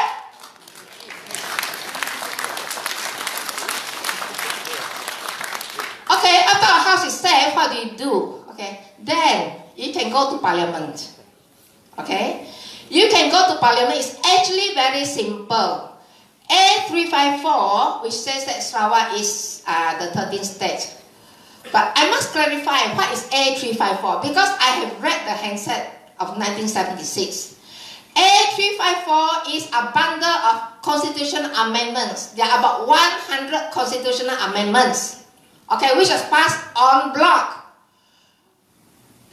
Earlier on, it was mentioned that 4 MPs from DEP objected. But no MP objected to the conversion of Article 1 to Article 1.2. There was objection from the DEP MPs, but they were objecting to other amendments such as arrest, detention orders and all that. So when Article 1 was amended to Article 1.2, which made Sarawak the 13th state, every MP, every Malaysian MP agreed, not one objected. I'll just make that clear, okay?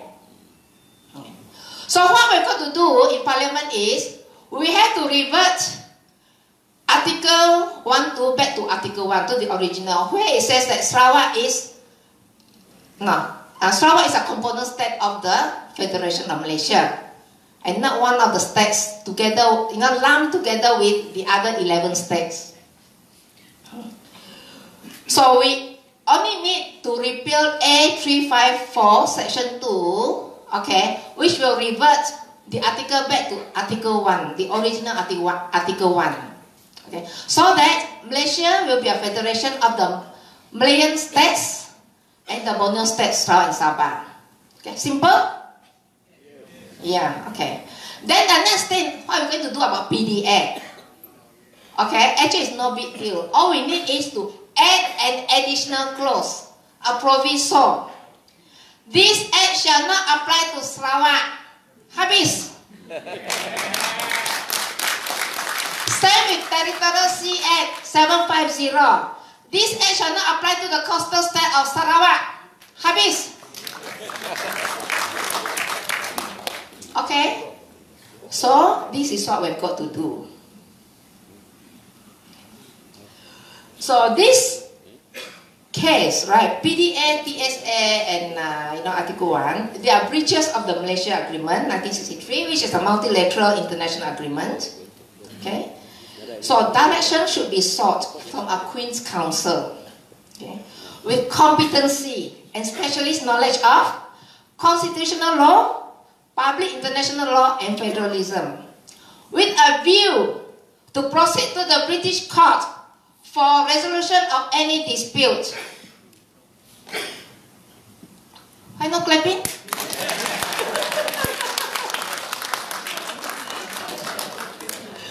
Okay. So this or more, okay, it lists our powers in all exploration, all prospecting, all mining, and where we have the authority to charge annual rent, to charge royalties, and to charge sales tax. Okay, because now Petronas pays the federal government 5% royalty, dividends, and taxes. Should this not belong to us because Sarawak is landowner? Who is landowner? Exactly. Yeah. Okay. So I have some copies of my notes here because there's a lot of references to the law. Okay, you can get it from me later. This almost is on sale outside at 10 ringgit. And with that, I'll proceed to my next presentation. Crystal, please.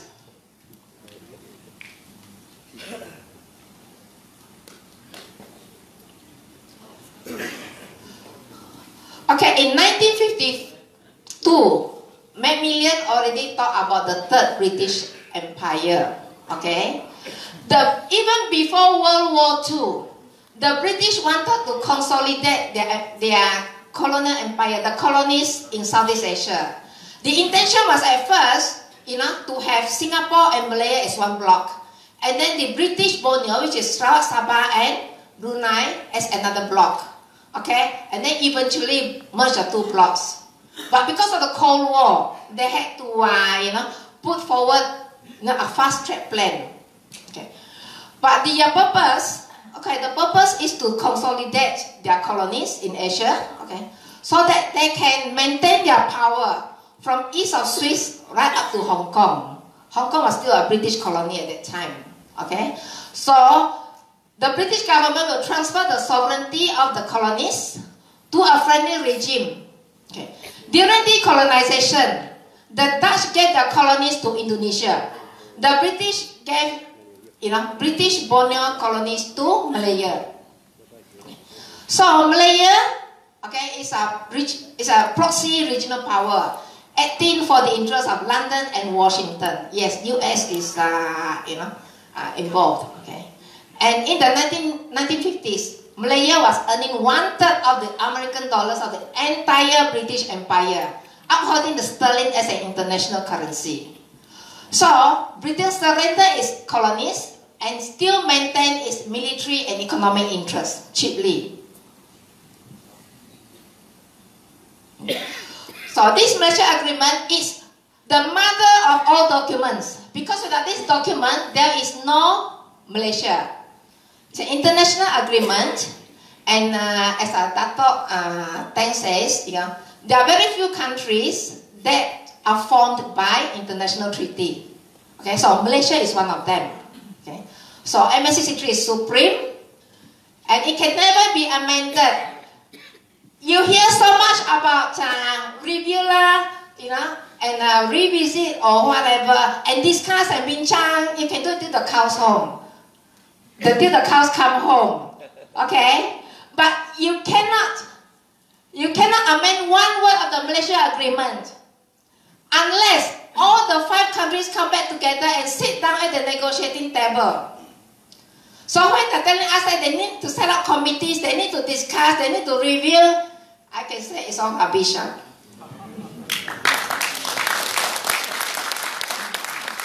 Because Malaysia agreement was signed already on the 9th of July, signed and sealed. Okay, everything is in there. All it needs is compliance, implementation, execution. No more talk. Okay. So if you look at the agreement relating to Malaysia, it says the United Kingdom of Great Britain and Northern Ireland, Federation of Malaya, North Borneo, Sabah, Sarawak, and Singapore, agree as follows. Article 1. The colonies of North Borneo and Sarawak. Okay, it says the colonies of North Borneo and Sarawak. So what's the significance here? Next. These are the people who signed for Sarawak. Okay. You must remember, 9th July 1963, Sarawak is still a British colony. Okay? And the people who went there to sign, they are not the British government. They were not elected. They are just brought over hush-hush, by the British, to London to sign. These are their signatures. You can find this in my book, with the signatures. And for Sarawak is P.H. Pike. He's the Attorney General. Tun juga, he is an Dayak leader. Aban Haji Mustafa, community leader. Lim Beng Siu, and Aban Haji Openg, which is the father of our present CM. Okay. The colonial office, they knew that it's not right, that a colony can enter into an international treaty. Okay? So this memorandum says, on the assumption that all 3 Borneo territories would join Malaysia, there will be discussion over whether North Borneo and Sarawak, not being sovereign, could be parties to the agreement. It was vital that the leaders of the indigenous people should be signatories for North Borneo and Sarawak. Okay? But does that make the thing right? You know that a colony cannot sign an international treaty. You see? So you bring over some community leaders and you say it's correct. You see? So that is one of the assumptions that this international treaty, okay, can be void at initial. That means it's already void from the beginning. A colonial parliament has no legislative power in relation to external affairs, no capacity to enter into international treaties with independent nations.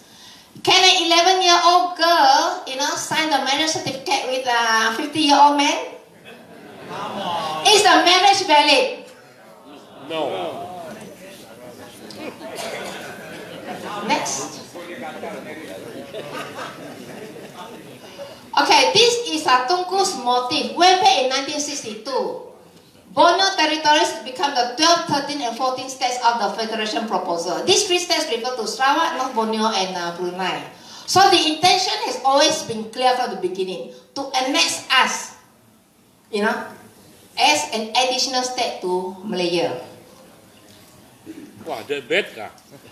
Okay, Tunku in his Merdeka message, he says, this will be a nation comprising Singapore, Sarawak, North Borneo, Brunei, and Malaya. And from Malaya's present area of 50,000 square miles, the size will extend to 130,000 square miles and the population will increase from 7 million to 10 million. Okay. So what did he say? It will be good financially, they have oil. But in 1962, he was not referring to Sarawak and Sabah oil. Okay? Above all, he wanted Brunei oil. Okay, so how does it mean for the Borneo territories? Okay, we are politically immature, we are backward, we don't have political parties, and we have not held elections. So we are politically immature. Okay, so the colonial opinion, all 3 Borneo territories are quite unfitted as yet to enter an association of this sort on the basis of popular representation. But they will continue to be so unfitted for many years to come. I should give Sarawak about 10 years and North Borneo at least another 20 years. How many of you know about the 9 cardinal principles of Sarawak? 9 cardinal principles? Okay. It's the preamble to our Sarawak Constitution 1941. Okay, with 9 cardinal principles, the 8th principle says, when Sarawak is ready, Sarawak will govern, herself. Okay, so the British knew that we are not ready. And yet, they still, fast track a plan and push us into Federation of Malaysia. Self-determination. Okay, so if we're not ready in 1963, which I agree, we're not ready in 1963 because we don't have political parties, we don't have election commission and all that.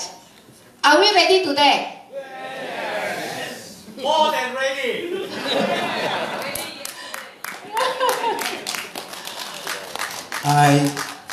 How many minutes left? 3 more minutes. 3 more minutes left. Okay. Corporate Commission, rubbish. Okay, next. Okay.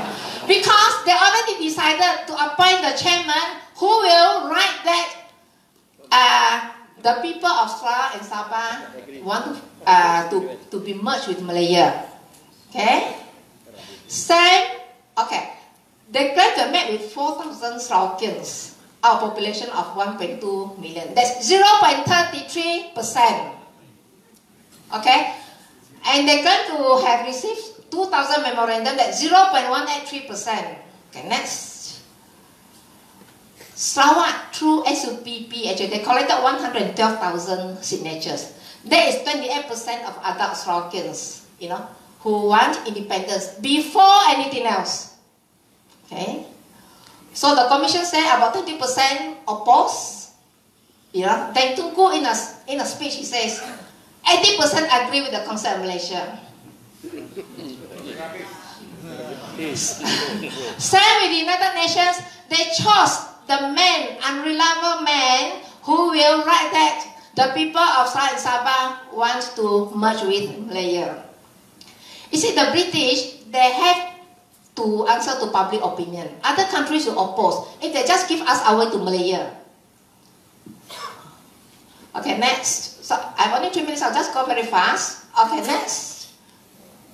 Next. Next. Okay, next.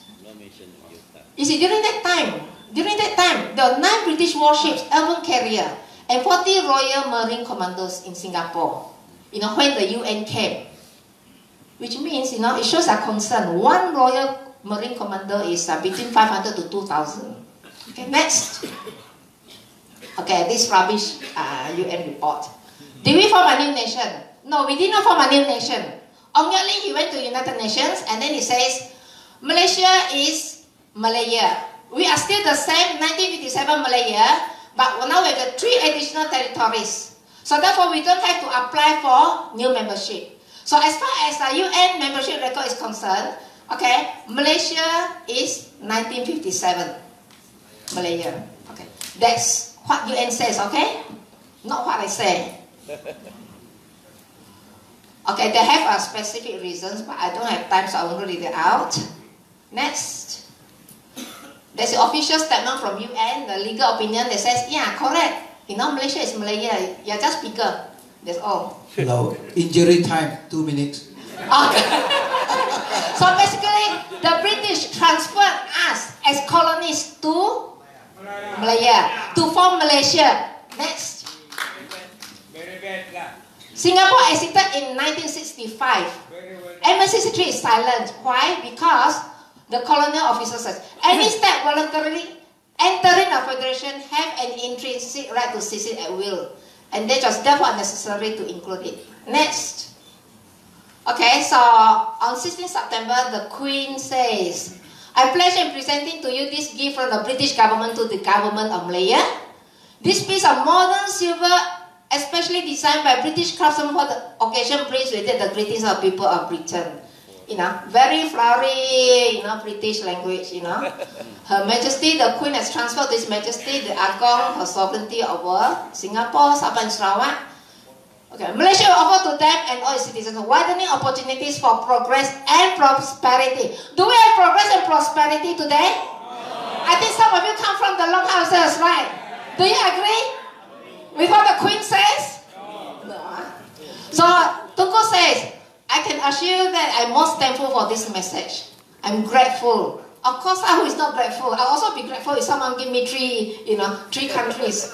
You see, and I'm grateful for the confidence in passing the rights over the territories to us. Okay, and yeah, that's the cartoon picture I made. Christmas came early to Malaya. 16 September 1963, they got the Christmas present from the Queen of England. And lastly, this letter, the former YB for Pujut, he wrote to the Queen and asked the Queen to review our situation. And the Queen says, Her Majesty asked me to thank you for letters, and I am sorry, I cannot. Her Majesty has taken careful note of the issues you raised regarding Sarawak and the other former British colonies affected by the Malaysia Agreement, 9th of July 1963. I must tell you, however, that this was not a matter in which the Queen would intervene. Okay? So, basically the Queen here is saying, you go and look for your own government. I wash my hands off you. Correct? And that's it. Thank you. Thank you, Miss Lina Su. Never enough. Round of applause, please.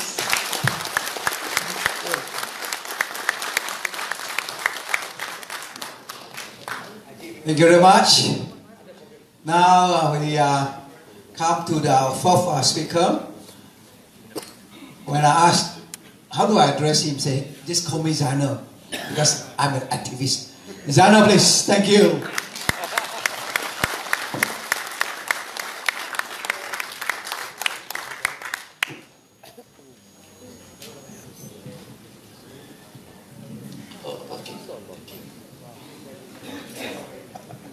Thank you, Dr. Sebastian. Actually, again, thank you for having me here. This will be the number of times that I have been to Miri. And just now, Dr. Sebastian asked me to clarify on the amendments to Article 1.2 before 1976 and then after 1976. Now, Article 1.2 of the Federal Constitution is also part of Section 4.1.2 in the Malaysia Agreement under Annex A. So basically, what is happening here is that in 1976, the federal government amended the Constitution in such a way that we no longer become the units or the territories, the 3 territories that form Malaysia. Instead, we become the 12 and 13. Now, the other wrong thing that they did was actually, they say that the states of the federation, the word the federation under the Constitution, this is the Malaysia Constitution, it means that the federation are the federation that was established under the Federation of Malaya Agreement 1957.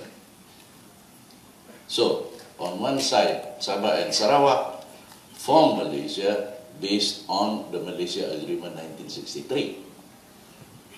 In the Constitution today, we are made part of the Federation based on the Federation of Malaya Agreement 1957.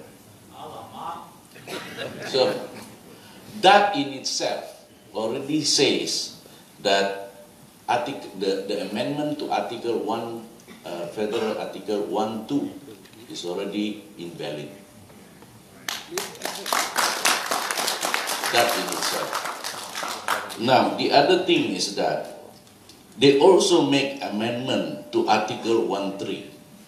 Article 1.3 is basically, if you read it here in the new Constitution, it basically put us at par with Selangor.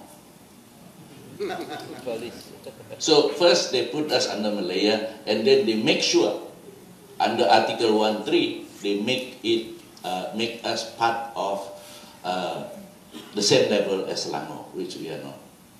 Meaning the MS63 is a fraud. No, Not a fraud. not a fraud. Not a fraud. It is a legit document. But we are cheated. No, you are cheated because you didn't read the Malaysia Agreement.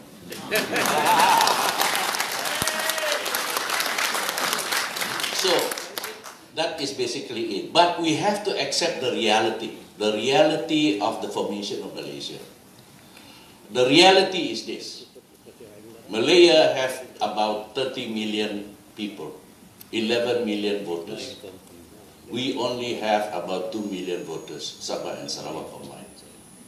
So, as a politician, who do you satisfy first, the 11 million or the 2 million? Definitely the 11 million, because they are going to put you as the Prime Minister of the country.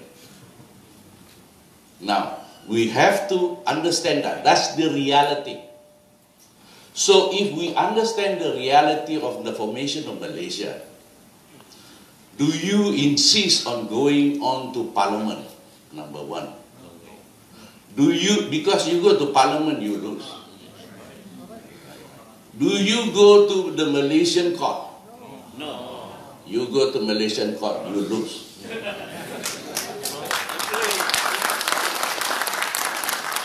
So, the issue, if we want to resolve this, is not in the Malaysian court. You can go to Malaysian court, and whatever decision by the Malaysian court, you will use that as an excuse for arbitration in London.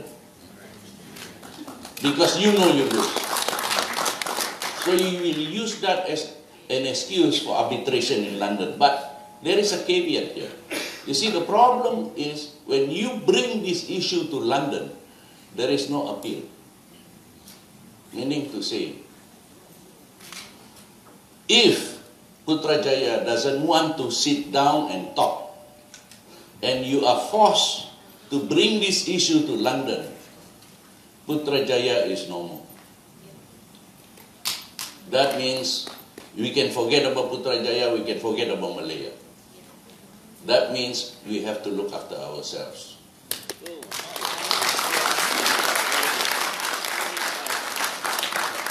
But the biggest issue here is this: are we ready?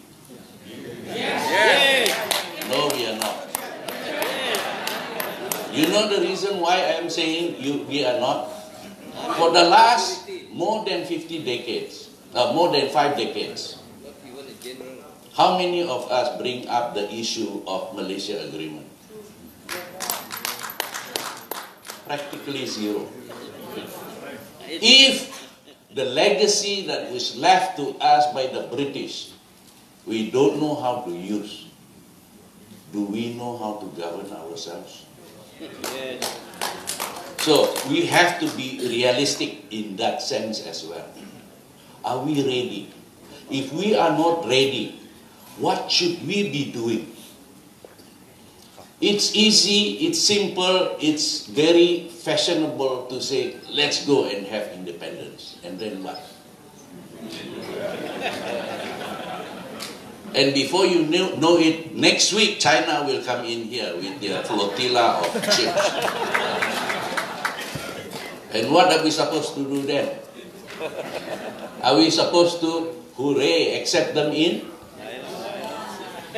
Fight them with what? With bamboo sticks? So again, we have to face the reality. So the reality is we have to be cautious when we do this. If, say for example, we need to go to London, what is your next step? If London so decide, if the court in London so decide, with your arbitration, that okay, we will judge you in favor of you. You have the right. Then what happens?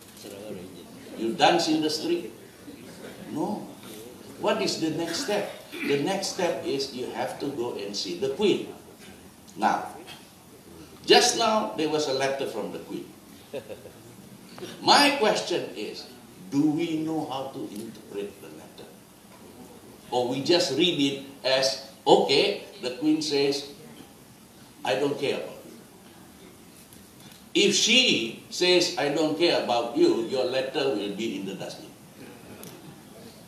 The fact that she answered means she cared.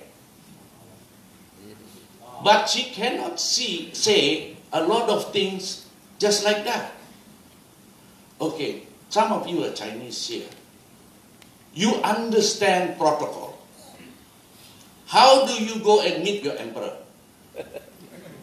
Do you just simply send him a letter? No. You send him a letter. I mean the modern times. You send him a letter. Yes, they answer. And what was the answer? The answer was, the Queen is a constitutional monarch. That was the answer. Didn't say, I don't care about you. So what does that mean? That means the Queen is telling you, I am a constitutional monarch. For you to meet me, you have to follow the convention and tradition. Protocol. So that's how the British work. And we have to understand them. So how do we meet the Queen? Through convention and tradition. Through her private council. Who are her private council who advise the Queen? These are the hereditary lords. So you actually have to convince the hereditary lords before they will talk to the Queen, and the Queen will decide to meet you. That's protocol. So that's how this should be done. Now, coming back to the issue. Okay, we bring this issue to London court and they decide to judge to you. That means Malaya is out. No appeal. What do you do next? Self-determination. By whom? You see, this is the whole process that we need to go through. After your decision has been made, then your next step is actually to go to the Queen. But you don't just simply walk up to Buckingham Palace, knock on the gate and say, allow me in.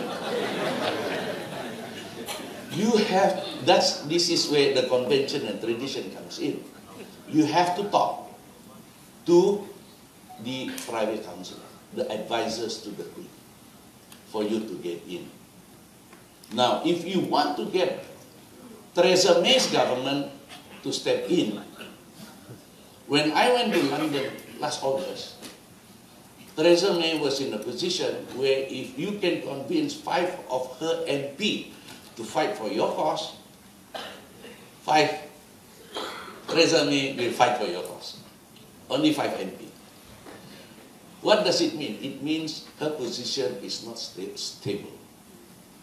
She is in a poor position politically. So, if 5 of her MPs approach her and talk about Borneo cause, she will fight for it. Today, if the position is much better after all the Brexit discussion and all that, you may need to get that. So, you see, these are the practical process that you need to go through. Now, once you pass all this, you see the Queen, and the Queen decides, okay, I have given Malaya as a trustee for you guys since 1963. Why I'm saying it's a trustee, I think read my book on Queen Obligation. I have explained why Malaya is actually a trustee. Malaya is not, because it's the only independent part of the three. Sabah, Sarawak, and Malaya. Malaya is the only independent one. So Sabah and Sarawak are actually beneficiaries, which Malaya is supposed to look after. Read Resolution 1541, 15 in bracket, Principle 9 of the Annex. And that actually confirmed that Malaya is actually just a trustee. But this trustee have breached the agreement. It's a new. So we need the agreement to show the breach. You cannot throw away the agreement. You cannot say the agreement is invalid, because if you say that, there is nothing to breach anymore.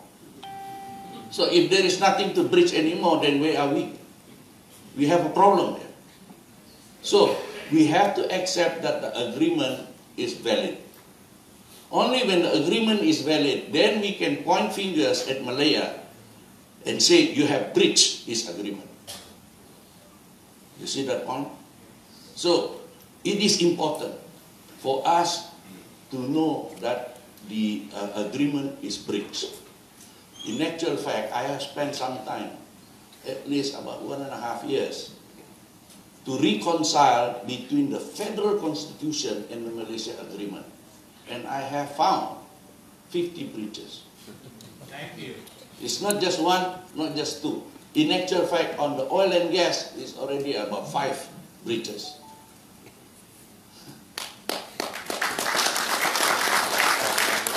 And if there is anybody that is going to bring this issue up to London, I'm willing to give the 50 breaches. Thank you. I'm willing to do that. Because whatever Sarawak get, Sabah will get. Okay. Now, on the oil and gas. Now, in addition to what was done by the central government, which is inconsistent, the PDA is not valid right from the start. That I agree. The PDA is not valid right from the start. Why? Because there is a principle of international law which says, I'm sorry, my Latin is not that good. Uti posseditis juris. What it means is that as you possess under the law, that means the frontiers inherited from colonial times are deemed not to be subject to alteration. Wow. Okay? Not subject to alteration. This is international law. It has nothing to do with Malaysia law. Now, when North Borneo and also Sarawak was given the alteration of boundaries order in council in 1954, that means that is the boundary that was created during the colonial times. Now, that creation of that boundary cannot be altered. Now, let me put it this way. I think you understand about May 13. The consequences of the state of emergency. The consequences of it in the October 1969, they passed a law which is called the Emergency Essential Order, Order number 7. All right, number 7. What does number 7 do? Number 7 reduces what was given by the Queen in 1954, which is the continental shelf. Under UNCLOS, the continental shelf is 350 miles, not more. 350 miles. All right? That is our territorial water. Sabah and Sarawak have the same thing. So our territorial water is 350 miles. But the order number 7 reduces that size to just 3 nautical miles. And that was done in 1969, which is during the emergency. So during the emergency, the federal government has the power to pass this type of law. Just to take whatever belongs to you. That's what emergency was all about. Then, in October 1969, they gazette, okay, they passed the Continental Shelf Act 1966 earlier on. But they cannot impose it, they cannot enforce it in Sabah and Sarawak because they need to go through the DUL. So to circumvent the dune, they waited until 1969, state of emergency. So during that state of emergency, all right, what happened was they gazetted the Continental Shelf Act, 1966. What does this Continental Shelf Act means? The Continental Shelf Act states very clearly that whatever is beyond the territorial boundary of the state. Remember just now, number 7, reduce it to 3 nautical miles. Continental Shelf says whatever is beyond the 3 nautical miles belongs to the federal government. So that was how our oil and gas was taken from us, using the state of emergency. Alright? That's how they circumvent even this principle of international law. Now, so they've got that. So they've got the territories.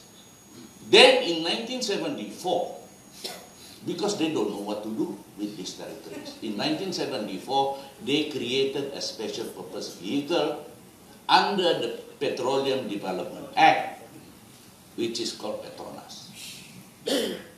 Now, in 1976, what they did was they transfer, all right, Razak transfer all the territories that they have taken from Sabah and Sarawak and pass it to Petronas.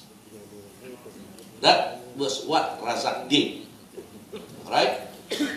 So, all our leaders in Sabah and in Sarawak who signed the petroleum agreement, it's nothing. Because the petroleum agreement that they signed is for the 3 nautical miles. The rest have been taken. But what the federal government wants to do, the central government wants to do is that to show you that it's your leader who actually signed it away. In actual fact, the central government have taken it in 1969. And only in 1975 that Tun Razak sign the vesting order and give whatever that they have taken to Petronas. And for that reason, the central government until today claim ownership. And for that reason, until today, the central government is paid dividend. And to hoodwink everybody, they keep on saying cash payment as royalty payment. It's actually, cash payment is not royalty payment. Even Azmin in parliament keep on saying it's royalty payment.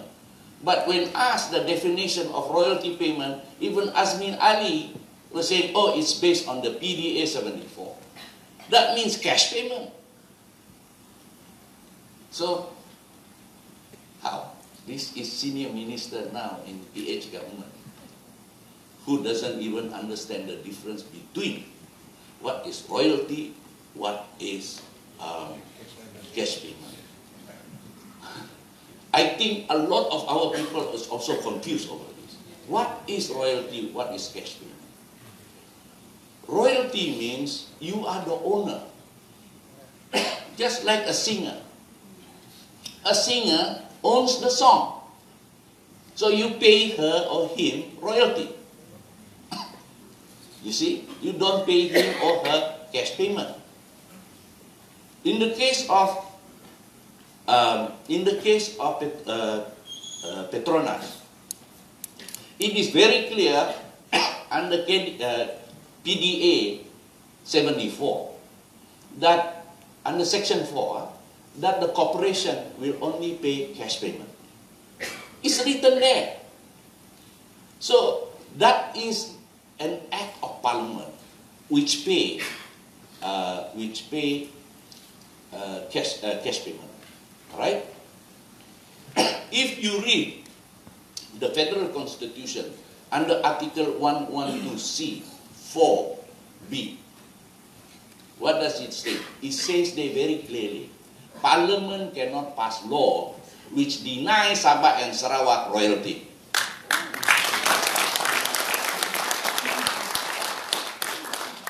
in the first place, PDA is unconstitutional. Dia langgar saja itu provision. And they don't care. Because, remember the reality just now, they have to look after 11 million voters. They don't care about the 2 million voters here. They just keep you aside. I think we still live on the treetop. But that's the reality. Alright? So we have to accept that. And because, okay, done. 1963 agreement done, signed. But it doesn't mean that we don't know how to make use of it. And this is what we are trying to do. Make use of it. Get the government to use it. Get the NGO to use it. Get the people to use it. Talk about it. Awareness. It is very important. Because as long as we talk about it, what the central government have been doing to us all these years are deception, bullying, and lies. Colonization. Yes. You see, if we stand up, okay, we stand up and call their bluff, call their lies, call their deception, We call that penyamun. then they will take a step back and they say, oh look, these Sabah people and the Sarawak people, no joke. They go, wallop you back. You talk, they will talk you back. General awareness. Yes, that is important. Thank you. So this is what we need to do, actually, to spread the word, to get more people to understand, to get more people to talk. Thank you. Thank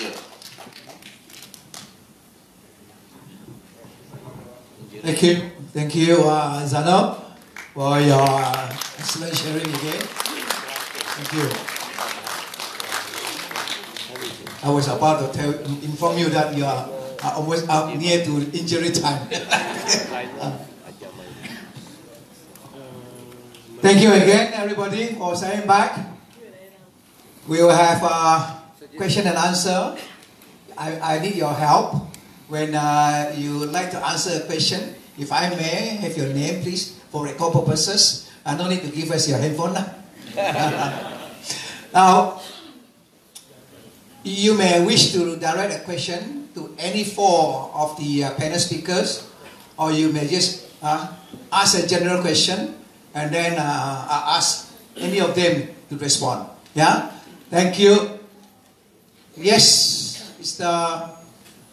Chong, yes.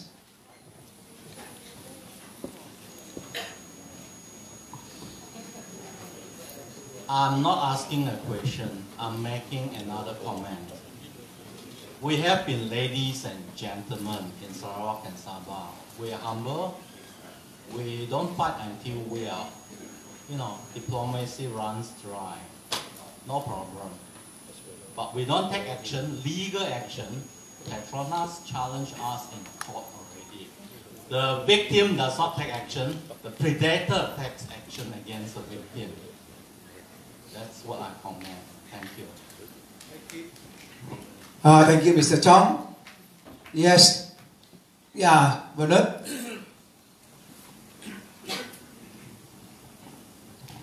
My name is Bernard Gong.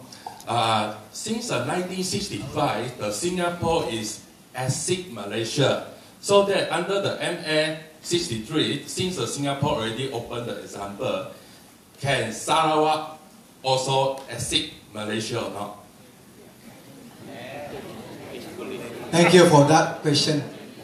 The Singapore, actually, by way of Act of Parliament, it was separated. The actual word is separation, separated from Malaysia.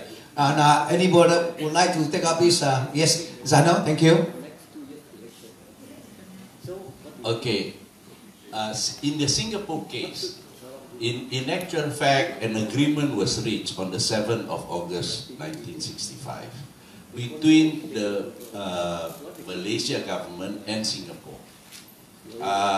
But when they were negotiating it appears that Tengku was using the Federation of Malaya letterhead instead of the Malaysia Federation letterhead. And these two letters was put in the book, The Golden Sun of the Kadazan. So these two letters was put in that book, and until today that book is banned. Yes. So we managed to go and read through. This is by Santa Maria, I think the writer. We go through the book, we read it. There's nothing wrong. In fact, if we read my Queen Obligation, it's much more controversial than this book on the Golden Sun.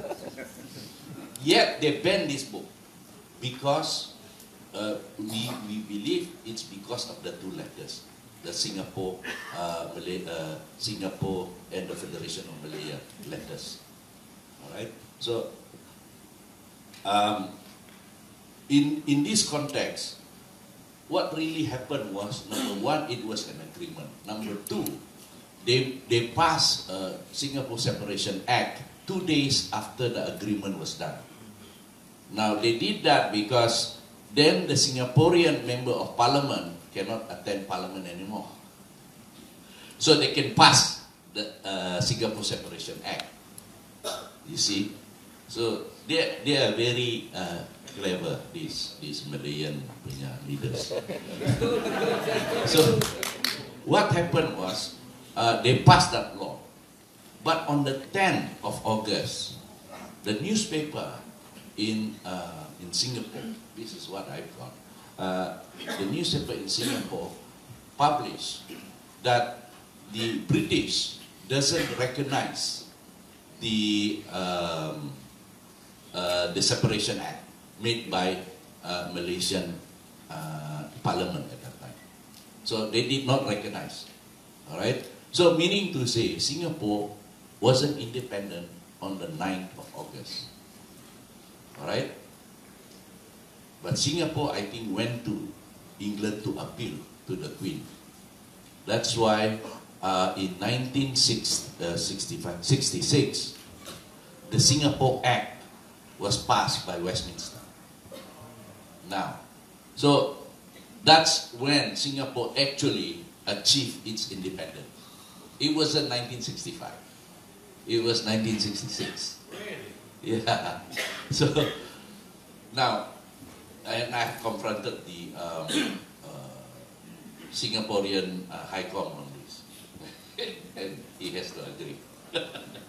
Now, so the issue here is this: for any of the British dominion, okay, colonies and dominions, will never get independence until Westminster pass a law. So Singapore is the case, all right? Until the British pass the Singapore Act 1966, that Singapore is really independent. Before that, wasn't independent. But the 1966 was done in such a way that retrospectively, the retrospective effect was put in there, all right? So meaning to say, we cannot get independence by ourselves.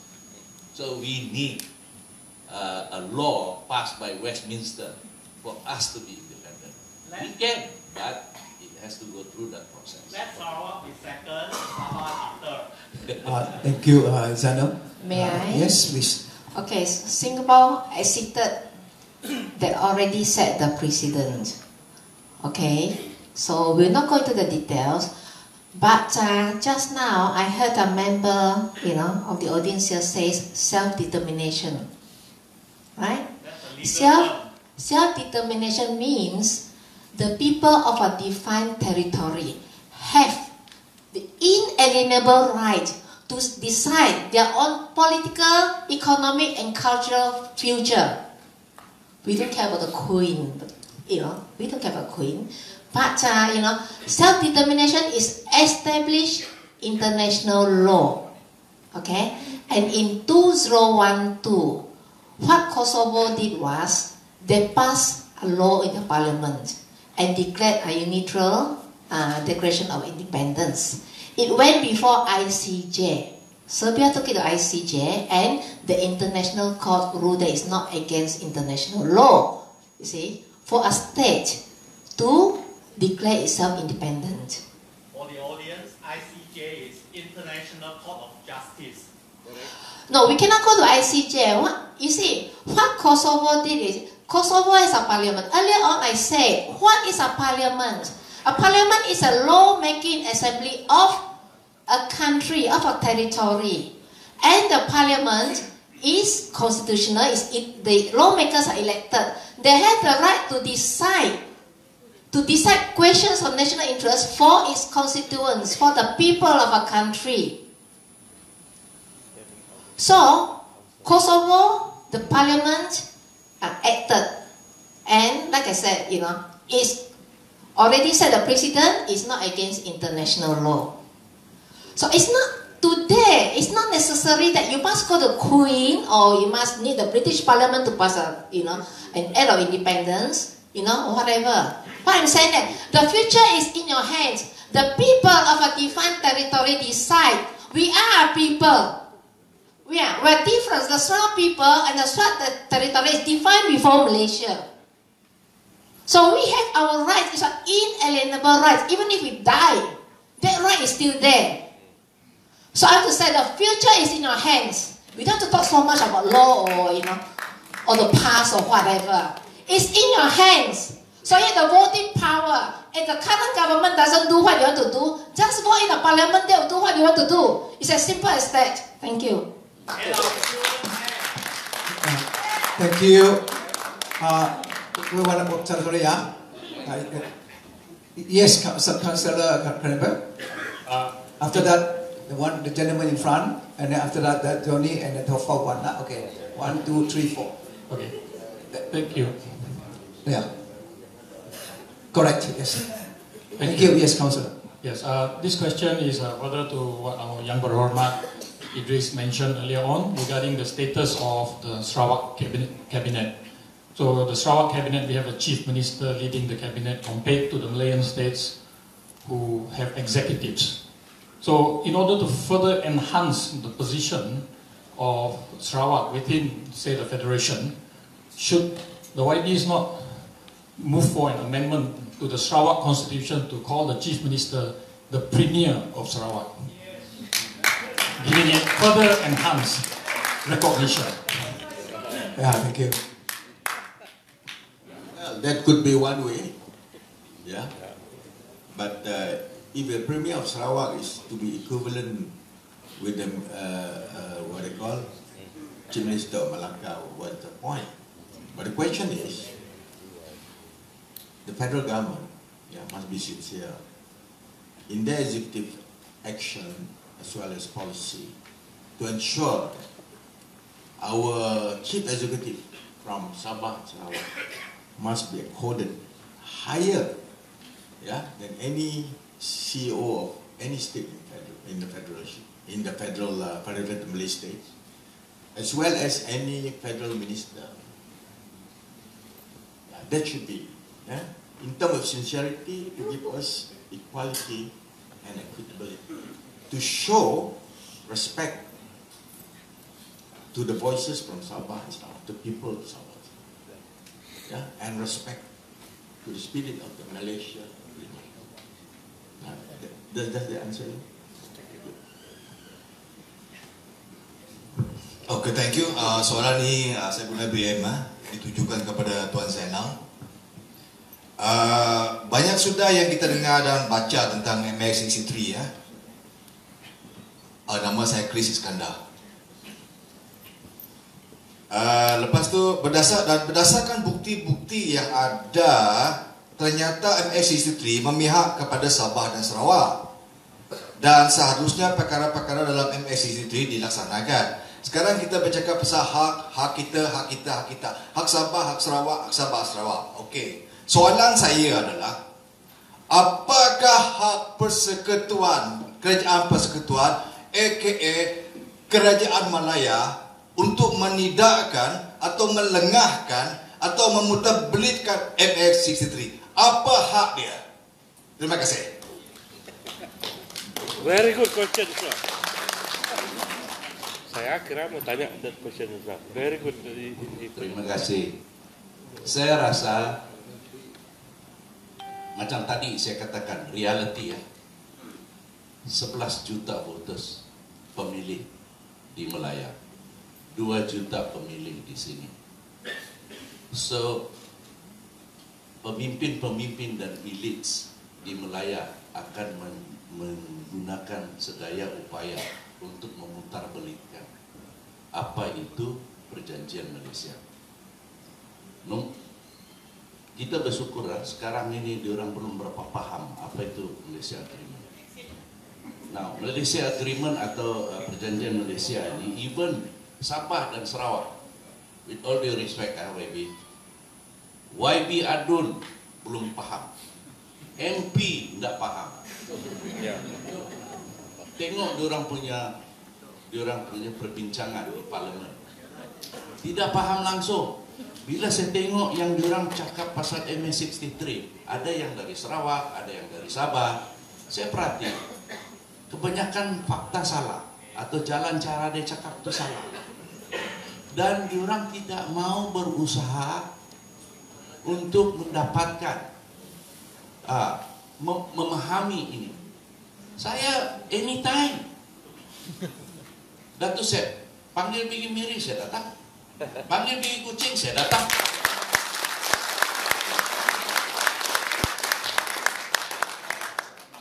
So, saya tunggu lagi nih PRS mana? Tak bilang. DAP bilang. Saya tunggu, tapi tiada orang mau. Bukan saya tidak mau memperjelaskan. Yang sebenarnya saya lebih suka kalau saya boleh train the trainers, saya lebih suka. Lepas itu the trainers go and work. Kasih spread the word. Itu saja senjata kita ini. Apabila mulut kita tidak dapat ditutup, itu saja senjata kita. Yeah, thank you. Johnny, please, thank you. Thank you, Dato' Representing the moderator. My name is Johnny Kapong, and my question is directly to Lina Chu. She's beautiful, smart.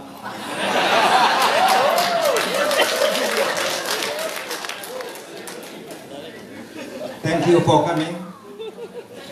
My point of talking to you, with reference to what you have mentioned to us, listen properly. I'm very concerned about how these people who amended our status from territory to state in 1974 and 76, precisely Tun Rahman and some other society.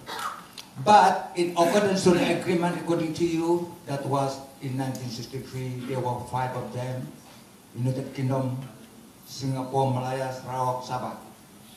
They have amended that without the concern, without the permission and whatnot, the knowledge of Great Britain Queen. Therefore, how could they actually abuse us? Sarawak. I don't think we should continue them to bully or abuse us anymore. I would agree that we stand on our feet. Now I'm 63. I'm getting older.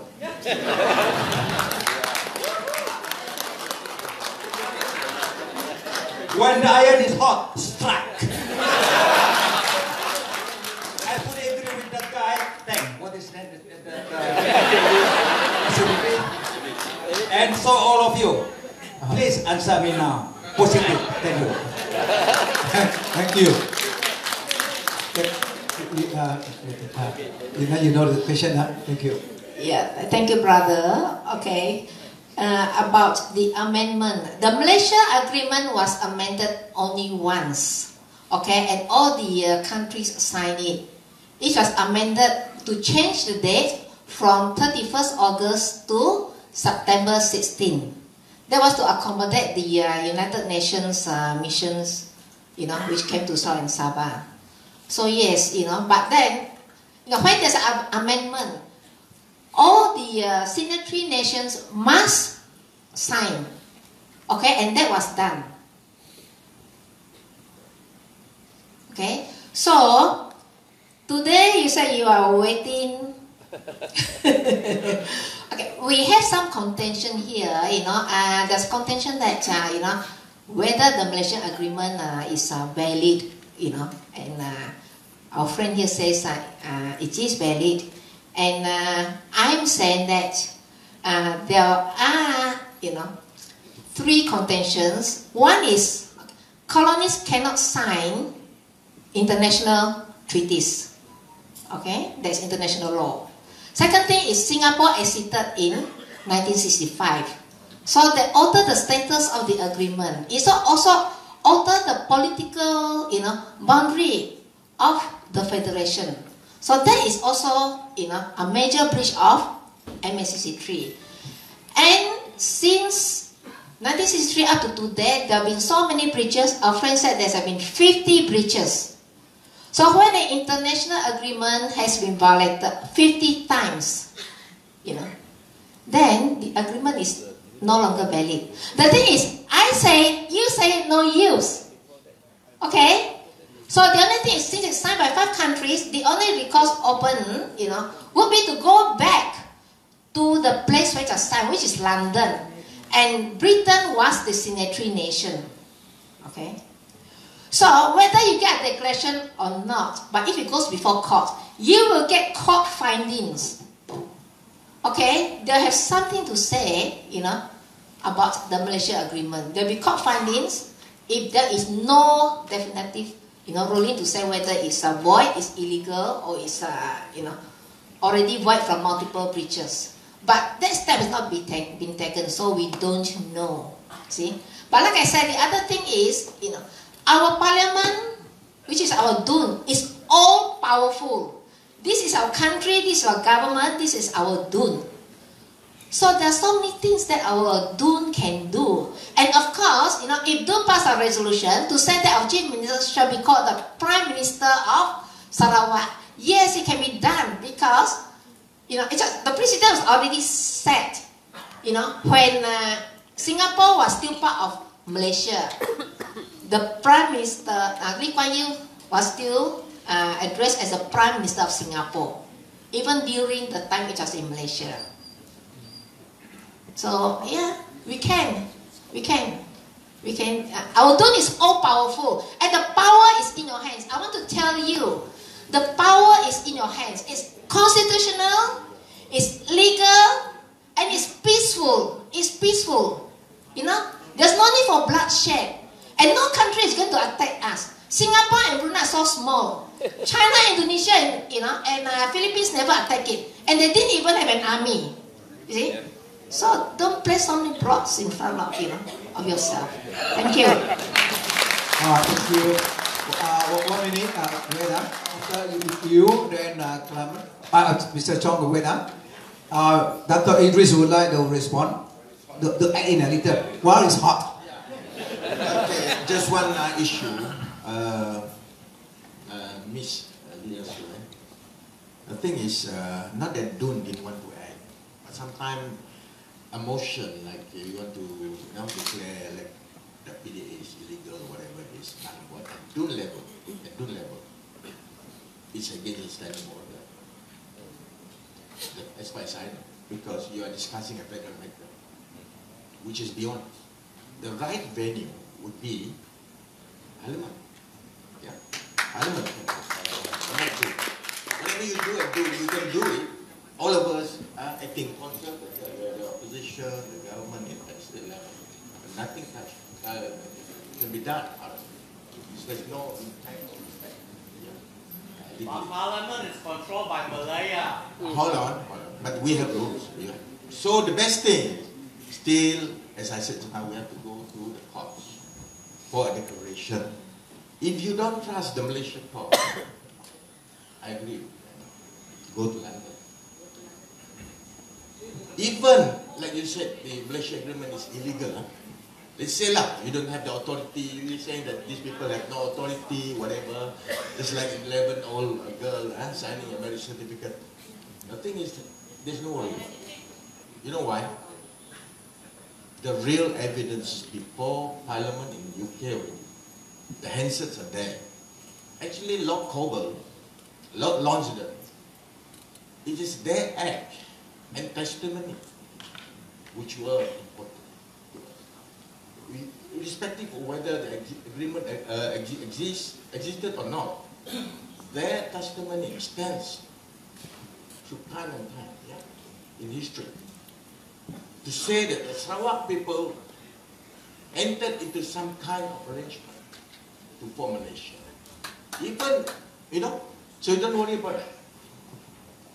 Throw away the Malaysia Agreement, but the terms are still there, incorporated in the Malaysia Act, UK, and are now absorbed into the Malaysia Act, Malaysia, all with direct reference or indirect reference, the terms of the IGC, reflecting all the Cowell Commission's findings and things like that, were evidence in support of our faith.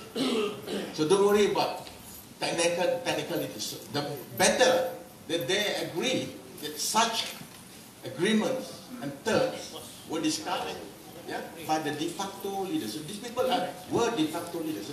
Tunope, Lim Beng Siu, who else? Don Stephen, there's right. Tun Juga, they were de facto leaders. But there were witnesses who gave the documented testimony, which resounded and supported Lord Lonsdale, Lord Coble, and all the evidences before the Malaysia. So don't worry about that. Okay? So what I mean is, hold on, while I'm striking it. If you don't trust the Malaysian court, go to London.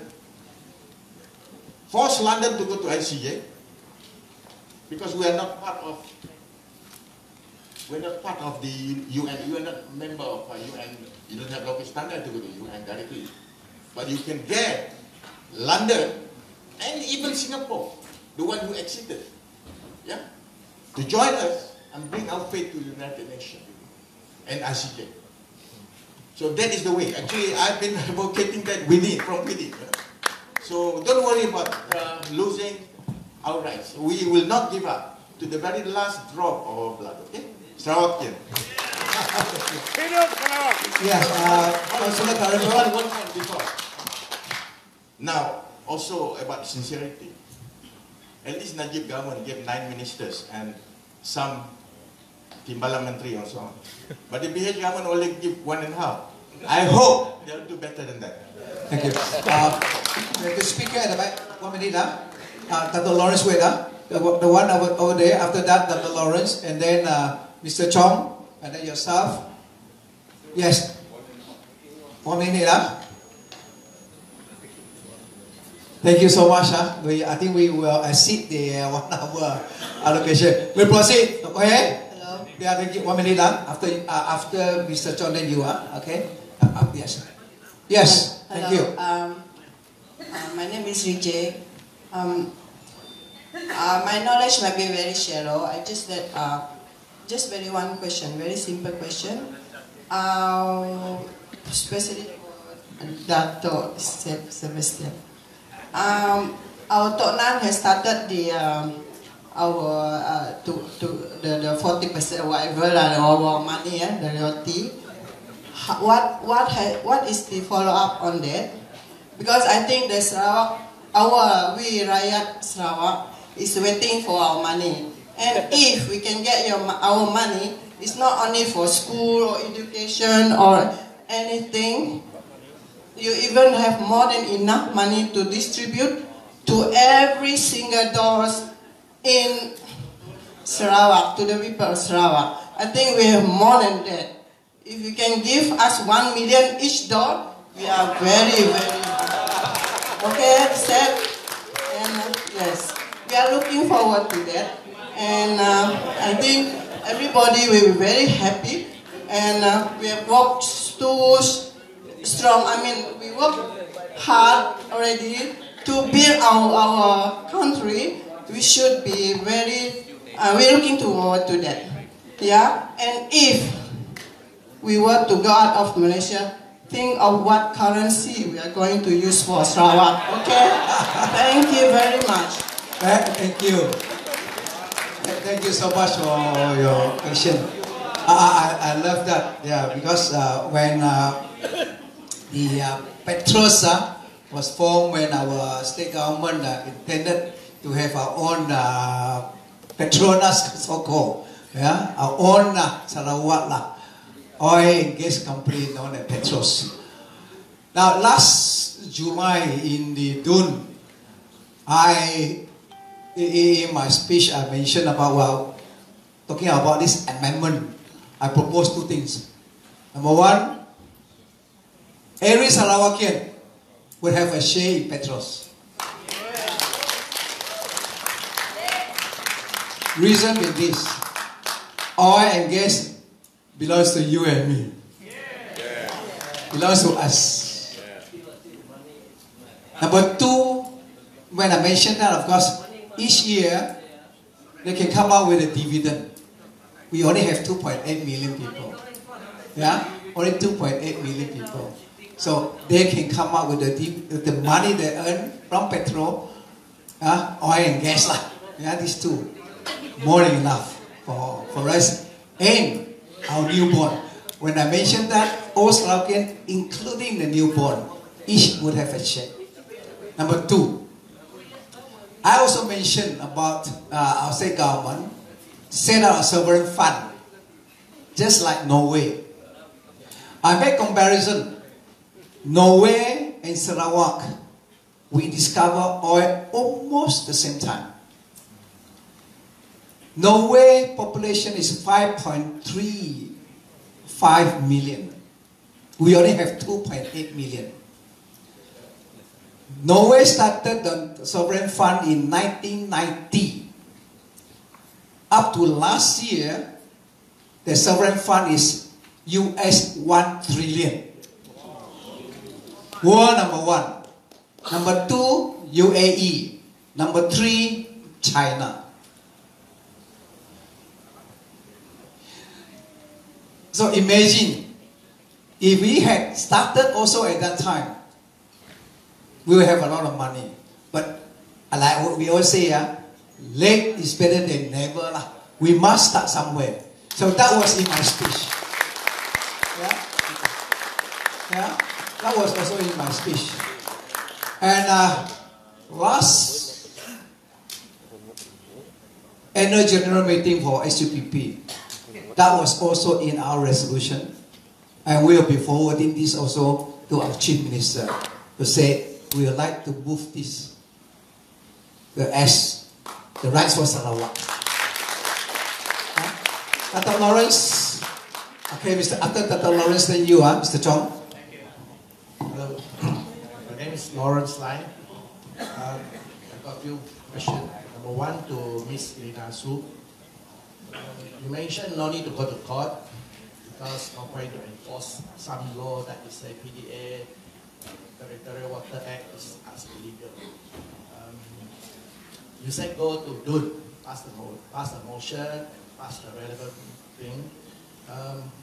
I agree with the motion in DUN because I call it a political move or political solution. As a lawyer, I don't agree that you say no need to go to court. Because you go to court, and that part I agree with YB Idris, Dato' David Teng. You go to court, like what YB Idris said, you apply by notice of originally motion to declare Petroleum Development Act as illegal, as null and void. You need to go within a court of law to declare that law as illegal, null and void, and unconstitutional. So that's the first point. You can reply me. Number two, YB Idris said maybe DUN cannot pass a motion because it affects federal law. Then maybe I can request, I don't think there's Pakatan MP here, but I think we can request GPS MP to pass such motion in Parliament. Number three, we have talked about going to court. Wadi Idris, Dato' Teng. My question is, if you don't mind me saying, what is the Sarawak government waiting for? What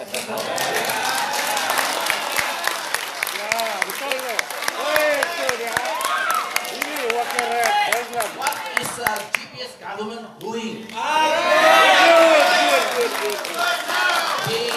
The federal court, for whatever reason, declared that it is not the correct forum. That was in July, is it?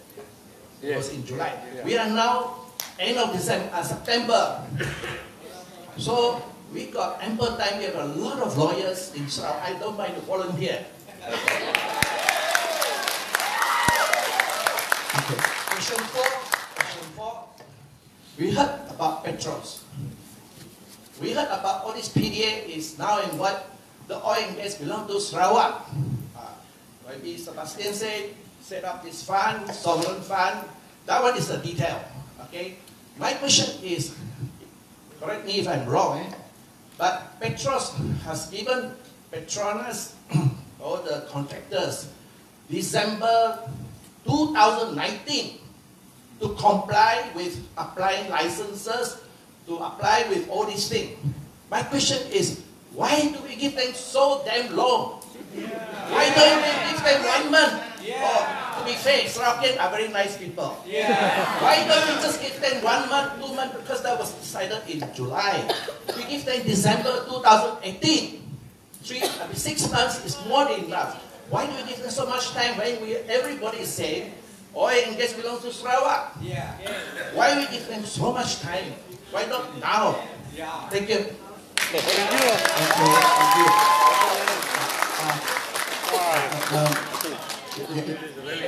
You get first? Okay, thank you.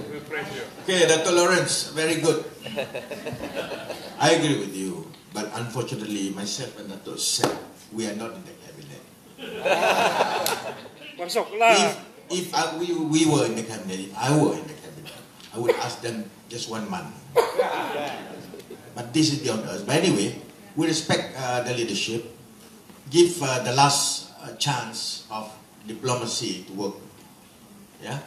But anyway, touching on what about that? The courts, in Parliament. That one, they should. Our members of Parliament, both from JPS and PH, they should start doing a motion. Yeah. But I believe, I don't know. I don't know what happened also, because we're not members of Parliament. They should do it. Yeah? We should make this voice public, yeah, for them, to pressure them. Yeah?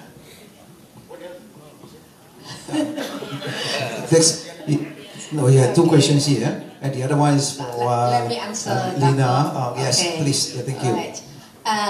When I say don't go to court, I mean don't go to court now. Not now. Before anything else, we must close our door and our windows first.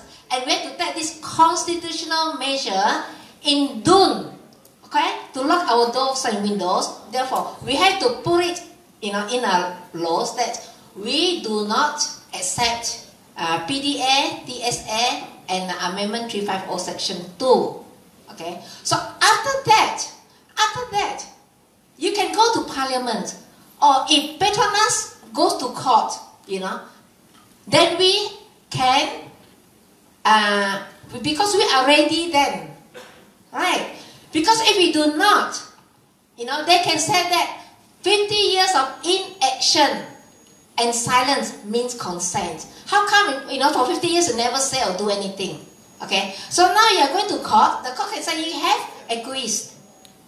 You see, that is the danger. So I am cautioning. I'm cautioning the first step we do in Dun. Dun is our law-making assembly. Dun makes laws. Sarawak Dun is all-powerful. Okay? So do that first, then go to Parliament and say, repeal 354 Section 2, and then add the proviso to PDA and TSA. Okay, Tommy Thomas, our AG, said that PDA is constitutional. He may be right. What I'm saying that it is constitutional for Malaya, but it's not constitutional for Sarawak. We don't care if it applies to Terengganu, Kelantan, or any state, that's all. But as far as Sarawak is concerned, our DUN has not enforced it, therefore we reject it. Therefore, we do not, when we go to DUN, no, when we go to Parliament, we don't ask to repeal PDA or TSA. Let it be there. All we have to do is just add an additional clause saying that this act shall not apply to Sarawak. Same for this act shall not apply to Sarawak. You are apply it to Malaya, go ahead. Because the Federation of Malaya is formed by the Federation of Malaya Agreement 1948 or 1957. Okay, so that's what I'm saying. I'm not saying don't go to court ever. Lock our door, lock our windows, be ready. Okay, then anything else follows. The law is behind us. We must make sure that the law is behind us and we are constitutionally correct. Okay, thank you. Thank you. 1 minute, Dr. David will want to say something. 1 minute on this, 1 minute.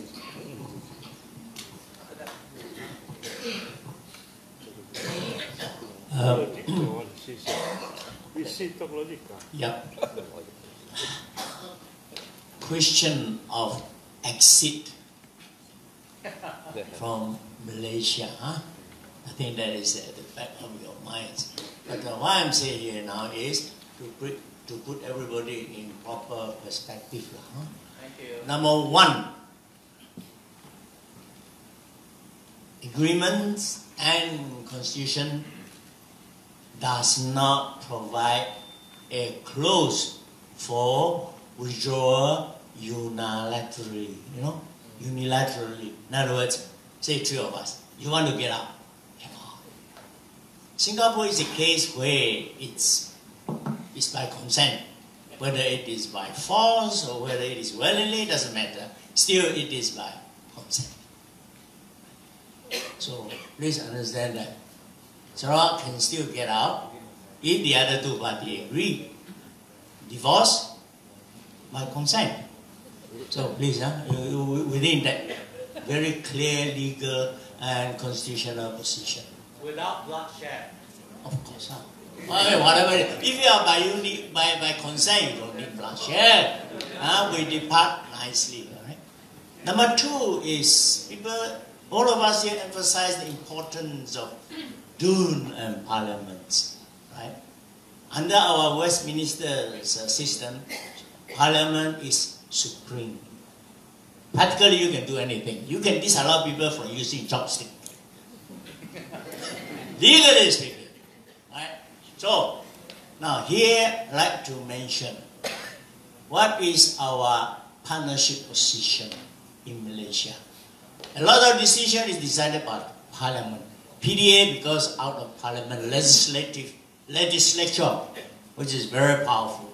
Now, look at our Sarawak on position in the legislature. In 1963, when we signed the agreement, there was a clause saying that Sarawak will maintain its number of MP in Parliament for a period of 7 years. Right? And thereafter, the number of the MP, the creation of new seats will be left to Election Commission and subsequently approved by Parliament. That is what we agree. So, I quote you the figures. In 1963, we have a total number of MP 159. 159. At that time, Malaya has 104, 65%. We had 24, 15%. Singapore has 15, 10%. Now, after so many years, the last delineation at the year 2013, there is an increase of number now from 159 to a total number of 222. What interests us here is, you hear carefully, now it's 222. Sarawak, from 24, now we have 31. More in numbers, there is an increase, right? But in terms of percentage, you are down to up to 14%. Used to be 15, now you're down to 14. Although the absolute numbers increased, because the absolute number or total number of MP has also increased proportionally. MP for Malaya used to be 104, now is 166. Bracket is 75%. Right? These are hard facts. This is what we all agree. Our parliament agreed. Sarawak parliament also, our people also agree. That's the facts.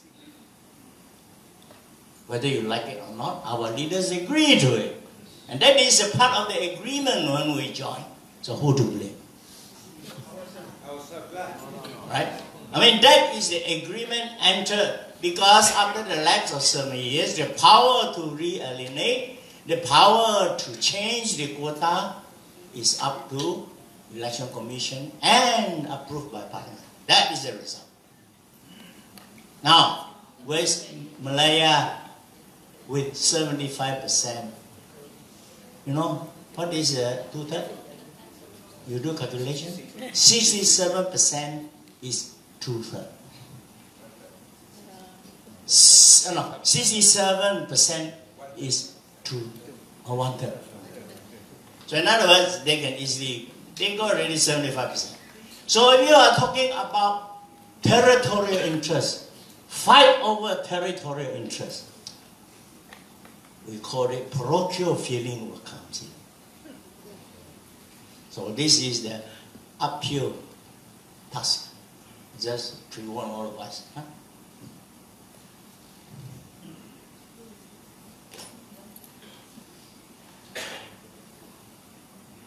Yeah, people talk about federation. Do you ever think about get out also big problems? There's another concept. We call it confederation. You know what I mean? Confederation. You have 3 parliaments. You have 3 regions, or you call it small nation, whatever term you call it. Then you have a confederation. That's what happened to Soviet Union before it broke down. Confederation. Okay? That's all. Thank you. Yeah, Mr. Chong. After Mr. Chong, yourself, then you, and then you, huh? Okay. Yes. The forum today, Tuan Zainer is spending his time and effort bringing up our awareness as voters.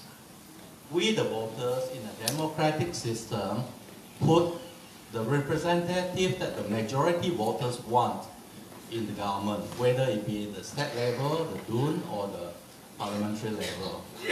So it boils down to the essence of Tuan Zainab. Unfortunately, he went out, spending his time and effort bringing up our awareness so that we can vote for the majority voter wants and put the majority wanted representative in the government. Yeah, thank you. Your question is? It's not a question, it's a comment. Oh, your next question. Right? So when the Kosovo case was brought up, Kosovo is a different case. Bloodshed was involved. Innocent people was born before it was settled.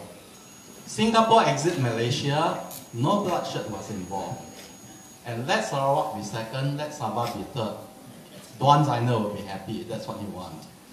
So, no bloodshed involved, we do it the democratic way.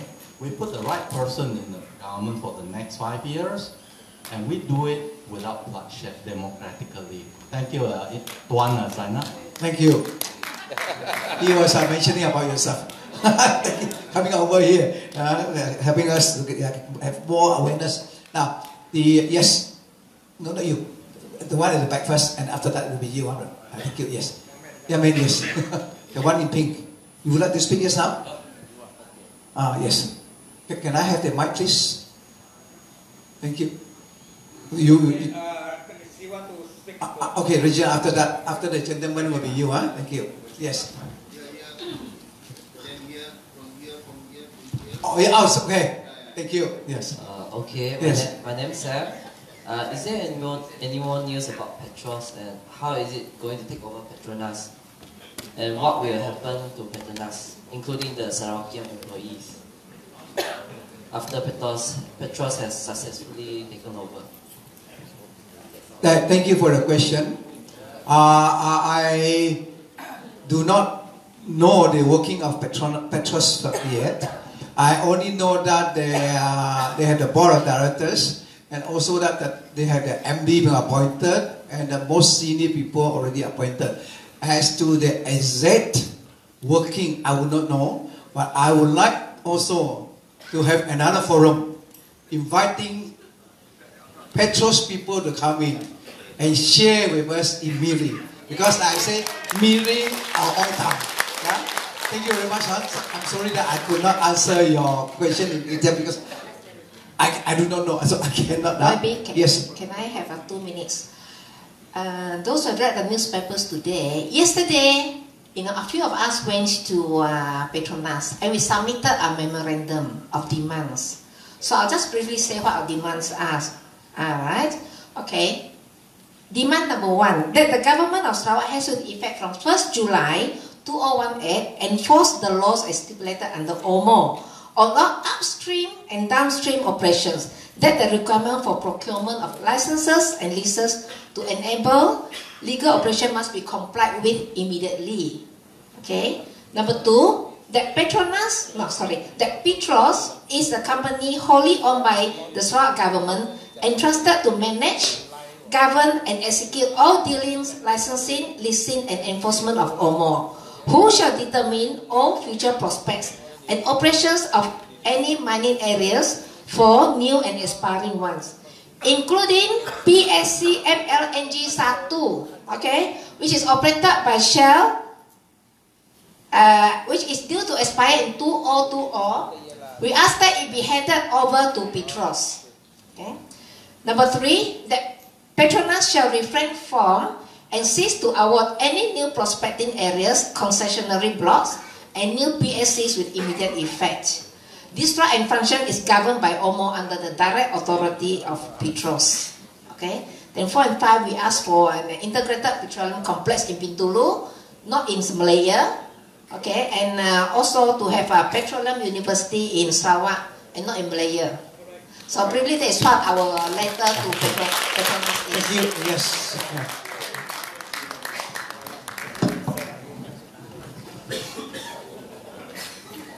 Thank you, Mr. Chairman. Yes. Yang Berhormat Sebastian. Ladies and gentlemen. Lina, I'm from the Longhouse, from the Kampong. I like very much for, to get that 1 million as soon as possible, because we in the Kampongs, we need that very much. We are the poorer people, live farther from the city. So we want that to happen as soon as possible. My question is, in fact, I agree when I listened to Dato' David, I was, I was confused before and I don't know anything about this before. But when he mentioned about the background, the history of Malaysia, I get, oh, that's good. When YB Dato' Idris said again, the giant is now awakened, we must go for it. All the more, I like it. When Miss Lina Su said again, with all her, the facts that she mentioned, I was even more convinced. So this is going to be it. However, when Tuan Zainal said about all the cautions, the breaches, everything, then again I question myself, are we going to go for it? David, I agree with the referendum. I like that referendum. We have to make that third firewall. I agree with that very much. And I agree with your suggestion also to bring it to the Dun. And Dun has to do something about it. I don't know what is that. You're talking about law in that just now, but I agree with that also. However, declaration to God, right? Okay, then my question now, if we have to go for it in court, Tuan Zainal, would you give all those breaches that you have found out for free to Sarawakians? Thank you. Yeah, that's your question. Thank you. I thought you already mentioned yes, he would, isn't it? But for how much? No, in actual fact, that's part and parcel of our activities in Sabah. This is not mine alone.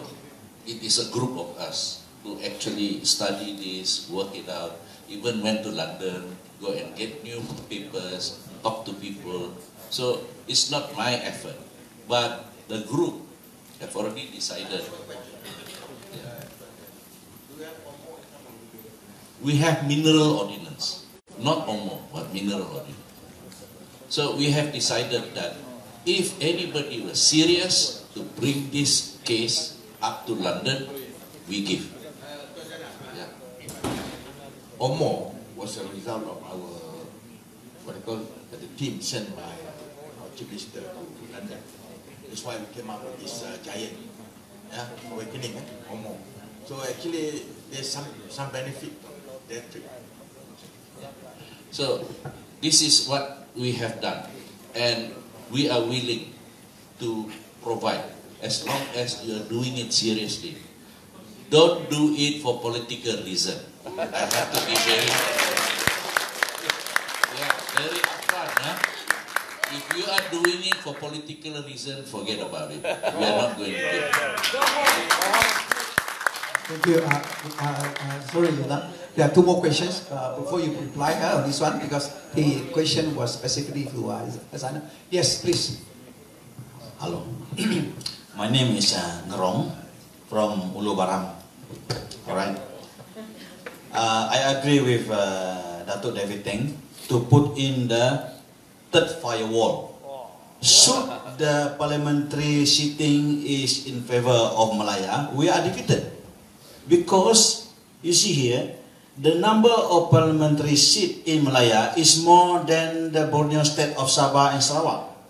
It was primarily designed to easily defeat the number of votes from the two Borneo states of Sabah and Sarawak. You go to parliament, you are going to be knocked out, man. True, because they have reached, I think, up to 50 times.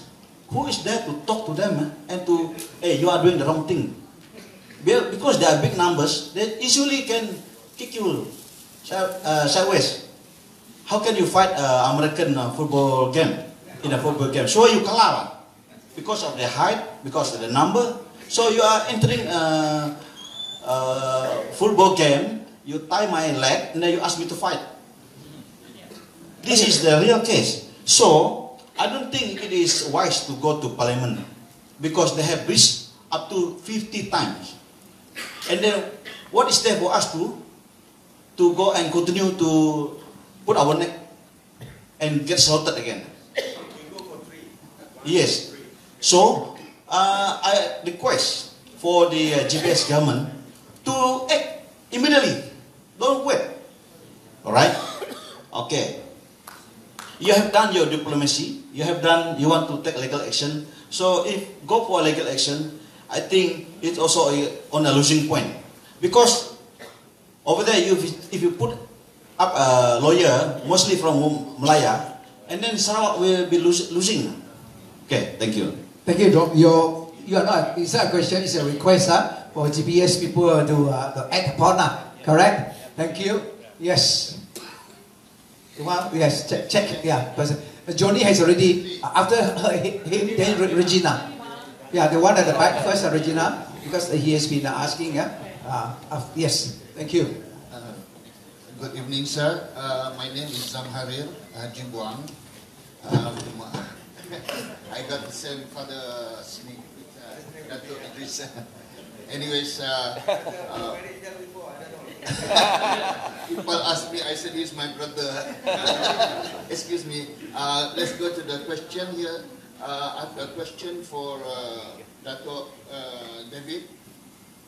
He was talking like we have this golden opportunity because Tun Mahathir said at Padang Merdeka on 16 of September, Padang Merdeka Sabah, that he will give back our Sarawak rights in Article 1 about the equal partnership instead of just a 12 and 13 state in Malaysia. But on the 16th he said that, on the 17th he said in an article I read, he said, we need 2/3 majority in parliament to give you back your Sarawak rights. And then the problem is 2/3 majority, Pakatan they were broken apart. PKR are divided into two, so they don't have the 2/3 majority anymore. So now they are waiting for a new possibility to get a 2/3 majority, which Anwar is trying to fix right now. Okay, so I don't know if that will materialize.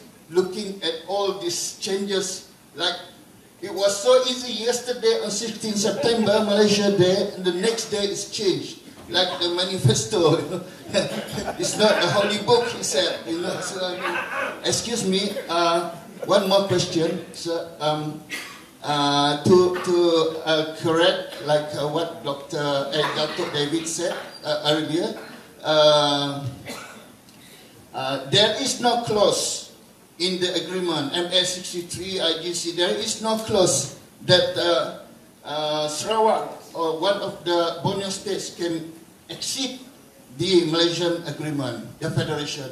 But and then I want to quote also when I read the Queen's Obligation, there's Lord Lansdowne, he said that it doesn't have to be included in the agreement. The clause doesn't have to be included in the agreement. Because he said, it is understood when there's any state entering a federation, they have their intrinsic rights to for secession at will. Excuse me, just that, sir. Thank you. Thank you. Your question is? My question was, what can we do about this recent what they call changes? Yeah, correct. I agree with you. The moment you enter the toilet, you have the right to enter. You have the right to get out of it.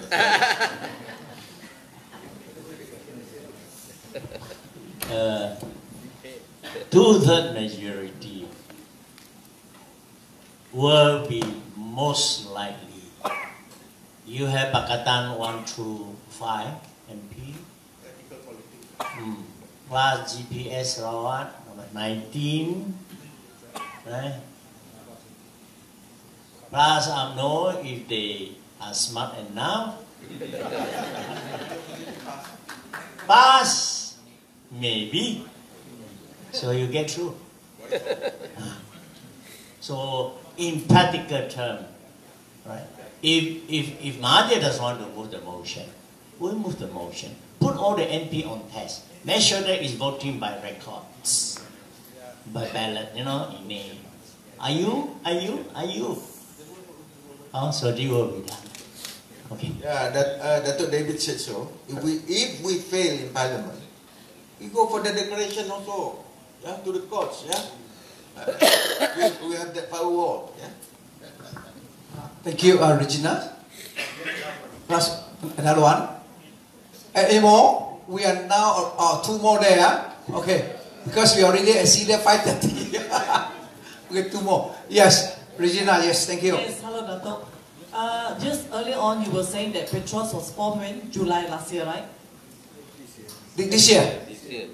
Oh, this year. Okay. The OMO was passed this year. Okay. My question is not on oil. My question is about the travel agents in Miri.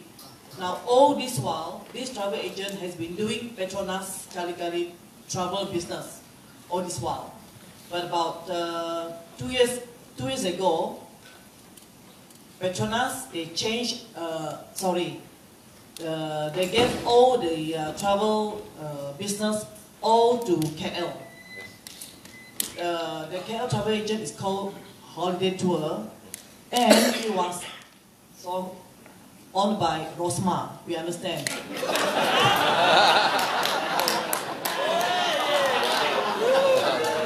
Yeah, correct. So all the travel agents now suffered none of them can get Petronas business here. Even the stationery also they have to get from Kuala Lumpur. So what happened now? What happened to Miri travel agents and the stationery business? Your question is? No, we are suffering. Okay, your question is a comment, is it? No, my question is, what can we do? yes, because Travel agency, yes, okay, we because have Petronas. because I understand that they do approach this Lee Kim Sin, and he has done nothing about it. Thank you. Yes. I'll get your question. I'm not in a position to answer. Let me find out as to what happened. Then I get back to you. Yeah. Okay. Regina. Thank you. Thank you. And then the one at the back. Yeah. Yes. Okay. Last one. No, two more. There, two more. And 3, 4. Yeah. Injury time. Really injury time. So okay. 4. No more. Please. Okay. Thank you. Yeah, my name is Yo. Yo, yes. Okay, my question is about the firewall, about referendum ordinance in our Dun. All right. So let us not forget. In 2017, somebody actually is the Chi Hao. He did table a motion in our Dun for the referendum ordinance, and it was rejected. 9 to 58. I understand that the next June would be sometimes in November. Am I correct? Okay, all right. So the next June is November. So we have 2 MPs on the stage. Dato is one of the June member, is it? And Dato Idris also the June members. So do you think this time we will table again the referendum ordinance in June? This is my question. Your question is whether or not this referendum bill will be tabled or not. You are also suggesting that we have 2 of us here to proceed with that, is it? Right, exactly. Thank you. Thank you for your question. Okay, now, for me, for myself, I am also in. Big things we need to get people of Sarawak to do a referendum. Probably you know me. I'm active in this. Yeah? Yeah. Question here is whether or not you'll be tabled this November. I cannot promise you. We will work on it. We hope one day we reach there. That's for myself. Yeah? Thank you. Gentlemen, for that particular motion, it was rejected. Not just per se, it was a motion for referendum, but there was certain other technicalities involved. I think there was certain justification put out which did not meet certain criteria, whatever it is. By the way, the timing for that referendum was not right at that time. Maybe in the future, and it depends on what type of justification that is the criteria, yeah, for a motion to be tabled in the first place before it can be put for debate. From there on, you can see if there is a joint, sort of motion.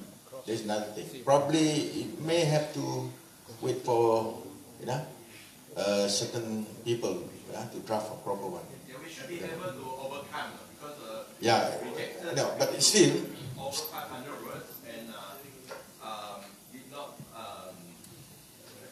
go through, did not consult the finance ministry of Sarawak.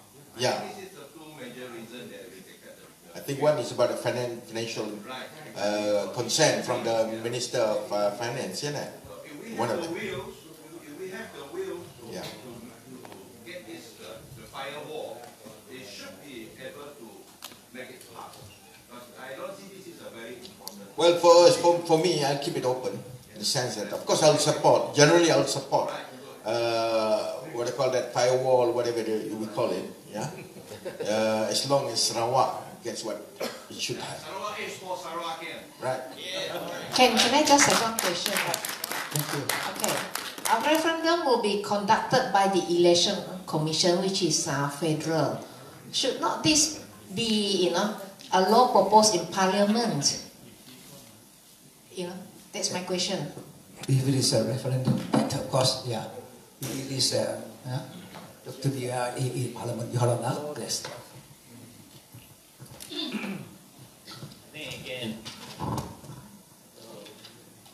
I think it need to be very precise. We are more concerned about the Parliament. Here it says, no amendments shall be made to the Constitution without the concurrence of Yang di-Pertuan Negeri Sarawak, that means the state cabinet. Without two-third majority and without the consent. So actually, the most easiest and simplest way will be add one clause into the present constitutional clause. Says that add in another plus. Consent from people of Sarawak by way of holding a referendum. Less than 10 words. Very simple. It's a question of political will, whether you want to do it. Just make a simple constitutional slight amendment. Yeah. You may not even need to go to the stone because it is a further power to grant the rights of holding a referendum. But here we just want to make sure that don't frighten the federal people. So this referendum must be very clear for specific purposes. Right? Don't, otherwise I think all the time people are thinking about the words. You and me understand. My comment is, this is a matter, for Parliament to enact. A referendum is a national matter. It will be conducted by the Election Commission, which is federal. So can you ask the PH government to enact a referendum law for Malaysia? Thank you. Now, yes, Thomas. The one. Okay. Oh, sorry. Yes. So my name is Vincent, and yes. I'm just now mention about Sarawak is not ready. Maybe the people we work for is not ready. That's why all this while our road is tattered. We only have one road from Cebu to Kapit, and that one is on a rainy day. It will be quite tattered and impassable. All this while we process all the money from Petronas, but they don't show us what they earn, right? So the money has been flowed to them without our government to know about it, and then we don't know how much we can get from them to pay our own infrastructure in Sarawak. I want to know, is our leader, the people we work for, ready to change Sarawak? I'm speaking on behalf of all the Orang Ulus. They have tattered roads, medical impaired. I feel very saddened. Why this thing happened? We got oil, we got gas, but we got timber, but we got nothing. Yeah, we got it. The thing is, this is what we are fighting for now. Now, what is the deadline? We don't talk about in 5 years' time. No. We talk about the people now. Why now? Where are you going to give us? Is our people ready or not? Are you ready or not, my Sarakians? We are ready, but the people we work for are not. That is the problem. 55 years already we waiting for this. We got nothing. What the heck? Are we so proud? Do you know that our IBAN riggers are very famous in offshore? IBAN riggers, Saksi 7. They mention the riggers. They don't mention any other riggers. They mention IBAN riggers. Because they are very professional. But then, what we got? We got nothing. We are famous for everything, but we got nothing. What you can give us? I don't want to hear in 5 years' time or what. Can I just answer the question one sentence? If the government you vote for is not ready, then vote for the government that is ready.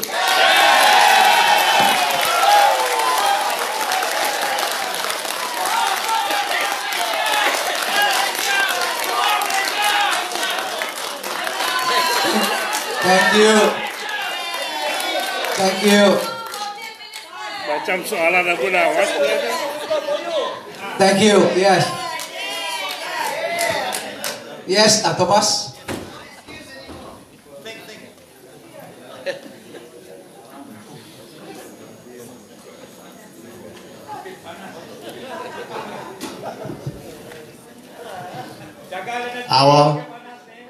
Our Sabah and Sarawak, we have 56 MP. Yeah? Now, our MA 663 is eroded. Do this MP can renovate or not? What is your comments?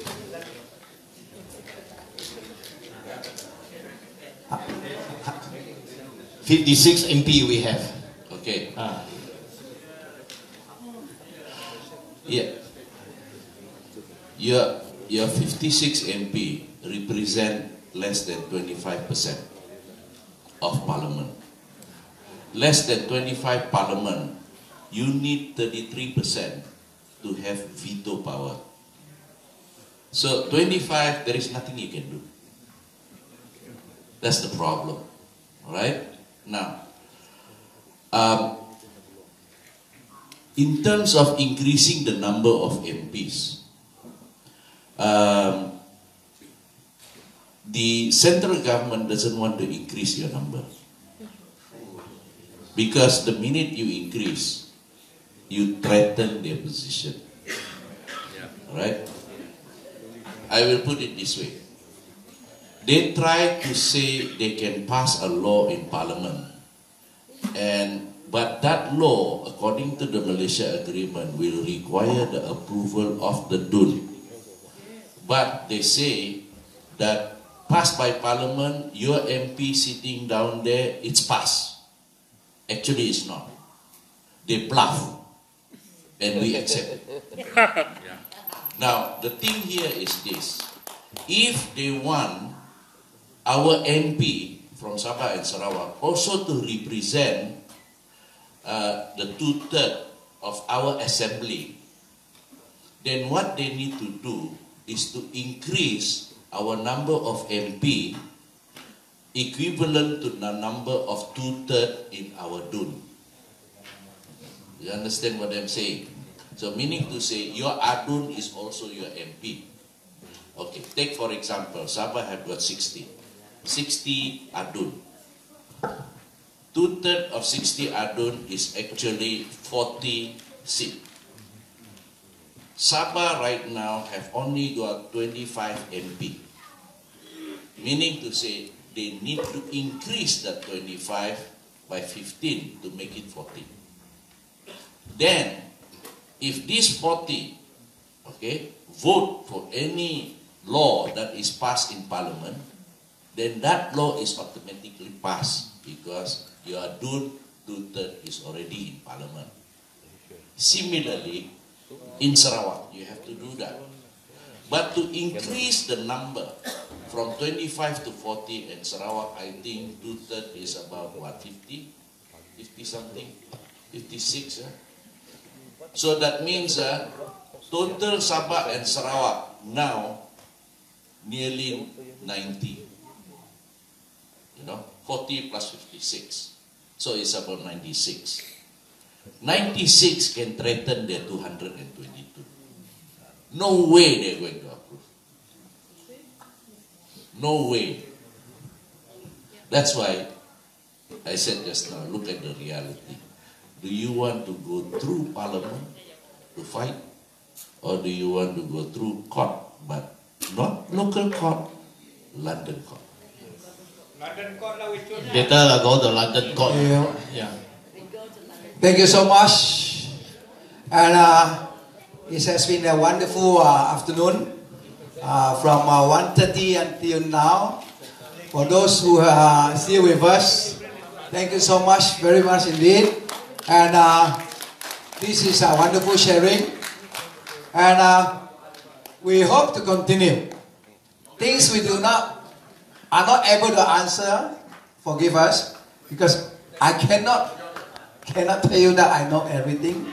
I do not know. If I tell you I know everything, I'll be the first. You say you are a liar, because I can't tell you that I know everything, and neither do us. Yeah, but it's a sharing that we continue to share this, so that more people come to know MA63, what we are in for, or more. Yeah. For those who continue to stay here, thank you so much. Also those who were here earlier, I say thank you also, because we overrun our time for almost 45 minutes. Yeah. So thank you so much, and we will be contacting you again when we have the next one.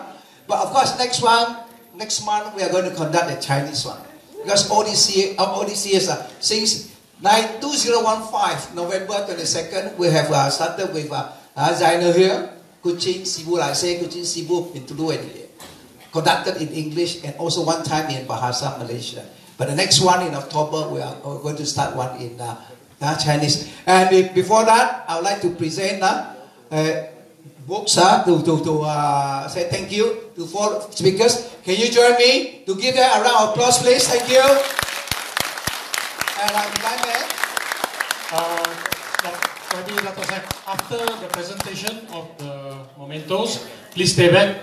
They will come down and stand with you, and there'll be a group photo taken with all of you with them. Okay, please stay back for the group photo. Thank you. One for the album. Thank you.